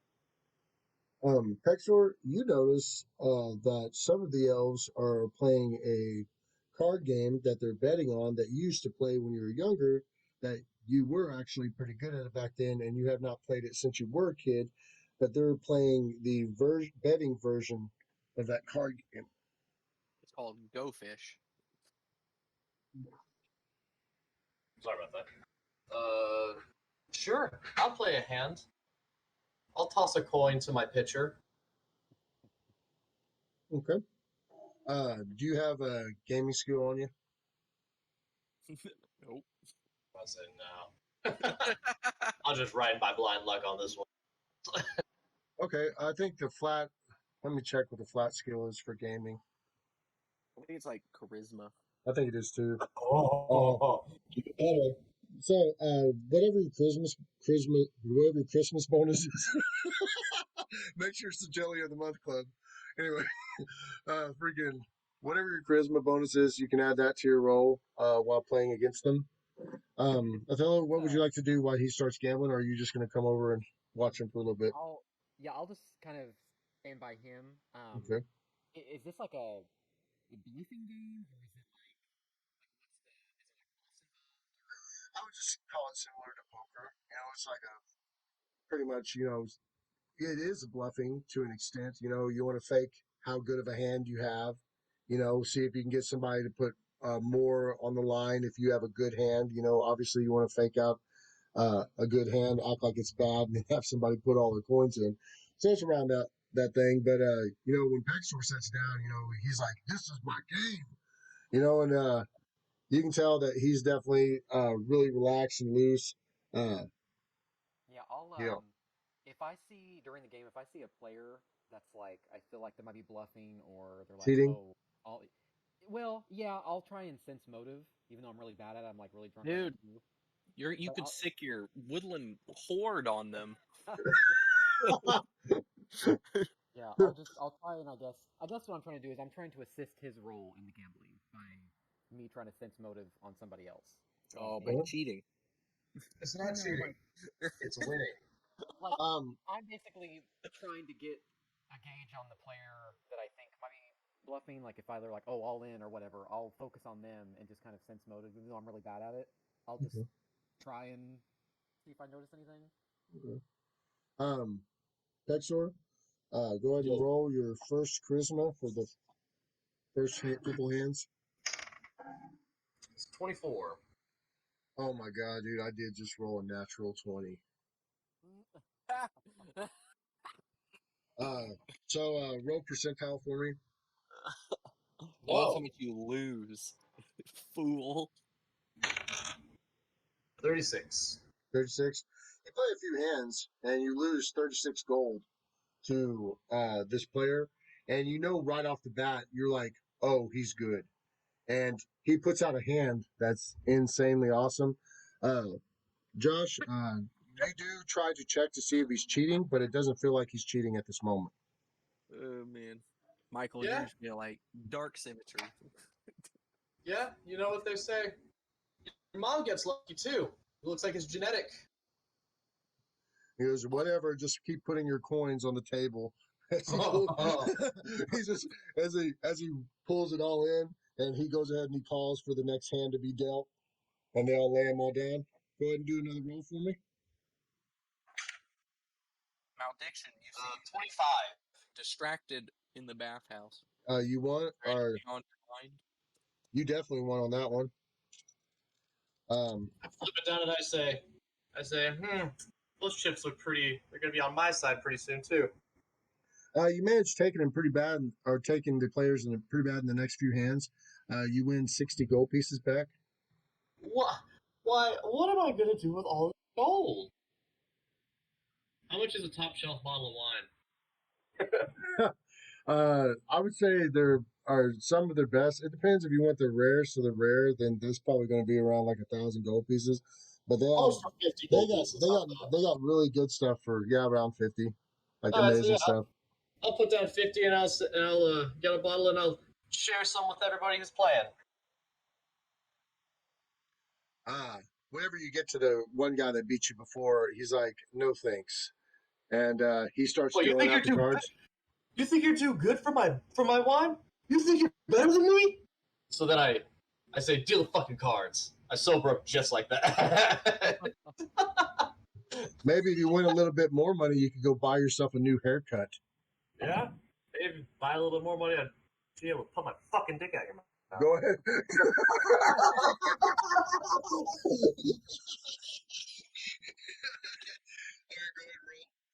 Alright. You want to do this? 24. Oh wow, you got him. Got You an got him. 18, 19, and an 18 back to back. You beat him by one. Yeah? It was a crazy hand. Uh-huh, yeah. You know what that's like? You know what second place is? The first to lose. Get the Uh, fuck off this. So the hand was real close. He thought he had it in, Yeah. and he got up to a point to where he decided to go all in on the hand, Ooh. and you made 225 gold pieces. And I slide back all that gold, and I say, all in a day's work, gentlemen. All in a day's work. Two gentlemen stay at the table, but another one leaves with him. And sure enough, he's getting up and he's like, "This is bullshit." Oh no. Oh man, you're talking all that good shit firsthand. You're about to get mugged. So then what is it? What's it called? Shoulder, and I'll be like, maybe we should quit while we're ahead. That was a really good win right there. Yeah, but then you gotta think though. You gotta think. That dude, and I look around and say, gentlemen, we're wine buddies, right? I pass around I pass the wine around and we're all right? Right? Go ahead and roll charisma against him. Lance, charisma's my thing, man. This is like where I was born. I'm finally I can't cast a goddamn spell. I've been barely It's 21. 21. All right. Oh my gosh. Hey, we haven't had any downtime, have we? Just a little bit in the very beginning, I think. No joke. We're sitting at 3 hours and 35 minutes. I didn't even know. Holy shit, really? I got so tied into it, guys. I didn't even know how long we've been gaming. I thought we were going to get to the. I so overwrote this game. Holy That's crap! like the thing. That's like the thing with like players being in the city. Like if you're in the city and you have money and you need to do stuff, you have to go through everybody. It's real. I don't know, man. That Bastion was pretty spicy. I'll have to put an age restriction on this. Yeah, if someone wasn't there, it would have gone by a lot smoother and quicker. But I know, but you should really talk about your character. Okay.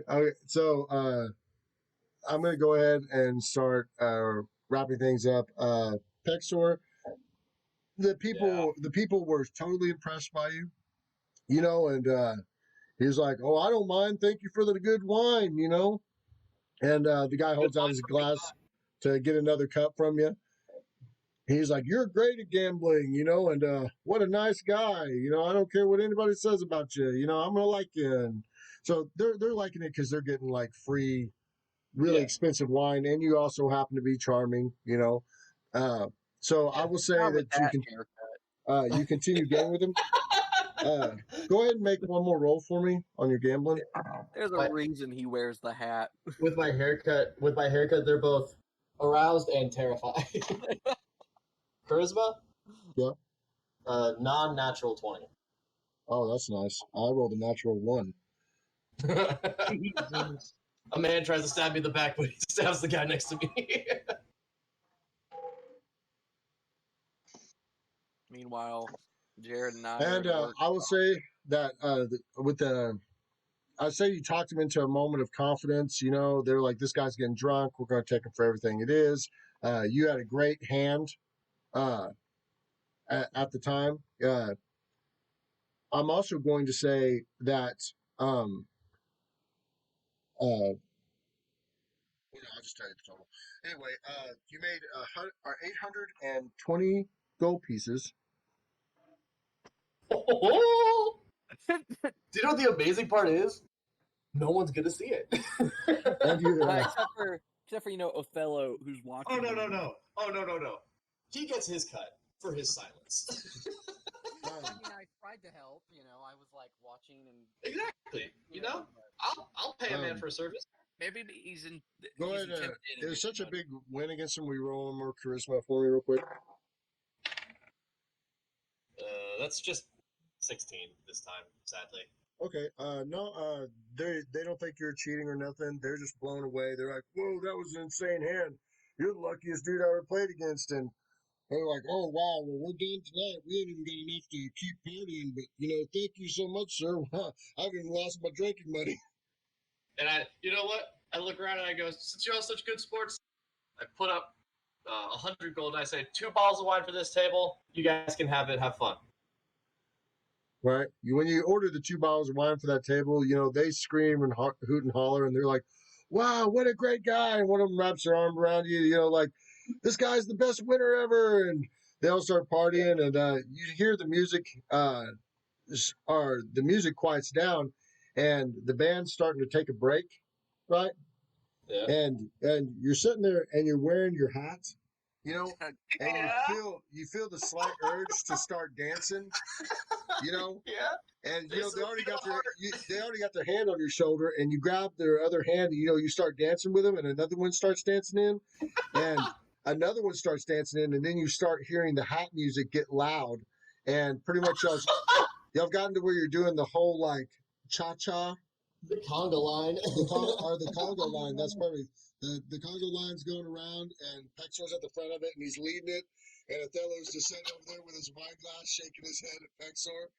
You act like I did not swing by that table and spin him in front. Yeah, okay, well, there you go. It went from the Congo dance Pexor to- stops by, and he grabs Othello, and he makes him join in the Congo line, or tries to pull him into it. It's up to you, no, Othello. yeah, I'll fumble for a second because I don't even know what I'm doing right now, and then I guess he'll have to probably like puppet me for a second so I know the moves, and then yeah, I'll just join the line. Y'all party, continue in the night, and I guess we'll pick up and see where y'all go next time. I know Jared just took off, but I got to definitely shorten this up. I will say, Lance, if it's possible, Yeah. can I go to a tailor to try to get some good clothes made? Okay. I want to go in there with a purpose. I'm dropping 100 gold on the table. Oh, okay. Well, I mean, the robes you're wearing are brilliant. Just letting you know, Right. they're high end, beautiful stuff. But so you Oh, just want a really nice outfit for tomorrow's wedding? You're saying? I need 2. Tomorrow's wedding, and I need a travel outfit. A little bit. That's like a little bit thicker. It doesn't have to be as nice. It just needs to be like sturdy because I'm going to be traveling. Okay. Well, what I'm going to say is that you and Mal, you go ahead and you work until the shop closes, right? Yeah. Or excuse me, till 30 minutes before the shop closed, and because all the shops close around the same time, Right. and you head straight to the tailor's, right? But I will say, as y'all's leaving, and she pays you for the full day that you worked, which was probably about from 2 or 3 o'clock till 7, so 4 hours. So y'all made about 600 gold pieces, and uh, I'm going to say that you're walking towards the tailors. The sunset and everything going down. Well, actually, it's set now because it's wintertime. The sun's set, and you're walking towards the tailors because they're about to close. But you walk by this inn, and the party in there is going crazy, and you see Pexor and Othello dancing and walking by a window, and they've got like 30 people hooked onto this Congo line as they're all dancing. You can hear the music from Pexor's hat, and it's so loud because the whole place is dancing. But I'll go ahead and leave it right there. Yeah. But great game, guys. Thank y'all for showing up tonight. I cannot believe that went by so fast. I'm so sorry. I'm used to table town games, and we got 12 hours, to DM for me to DM it. And it's been a while since I ran a town, and I can't believe I did it online, and that went by way too fast. I don't even know. I'm gonna have to speed it up just so it'll fit. But yeah, thanks guys for jumping in there. Hopefully, I'll still be able to fit this all in there. I think we had a 4-hour video once, so I might be able to still just squeeze it Yeah. in. But Yeah. yeah, great job. Had a lot of fun. Thank y'all for showing up and playing, and thanks to anybody else that's still watching our show and stuff. There's not too many episodes left. Like I'm gonna guess around 4 max, maybe 5. So get ready for an epic ending. Yeah, enjoy this partying while we can, I guess. Yep. Right. Tell your friends, tell your family, especially if your friends are hot. Guys, also, especially if your friends are hot. Anyway, uh, click the subscribe button. Also, don't forget to turn on the bell for notifications. If you like what you see, we'll show you everything you want. We'll show you. Just come watch us. But we love throwing dice, and we like doing it for y'all as well. So definitely let us know what you think. Get involved with our channel, and we've got new stuff coming on the way too. So, but I'm going to shut up for now because dang, we're way past time. But thanks everybody again for coming out and checking out our game, and we do love experiencing it with all y'all. So I hope you have a good night. Bye. Hey, thanks guys. Later.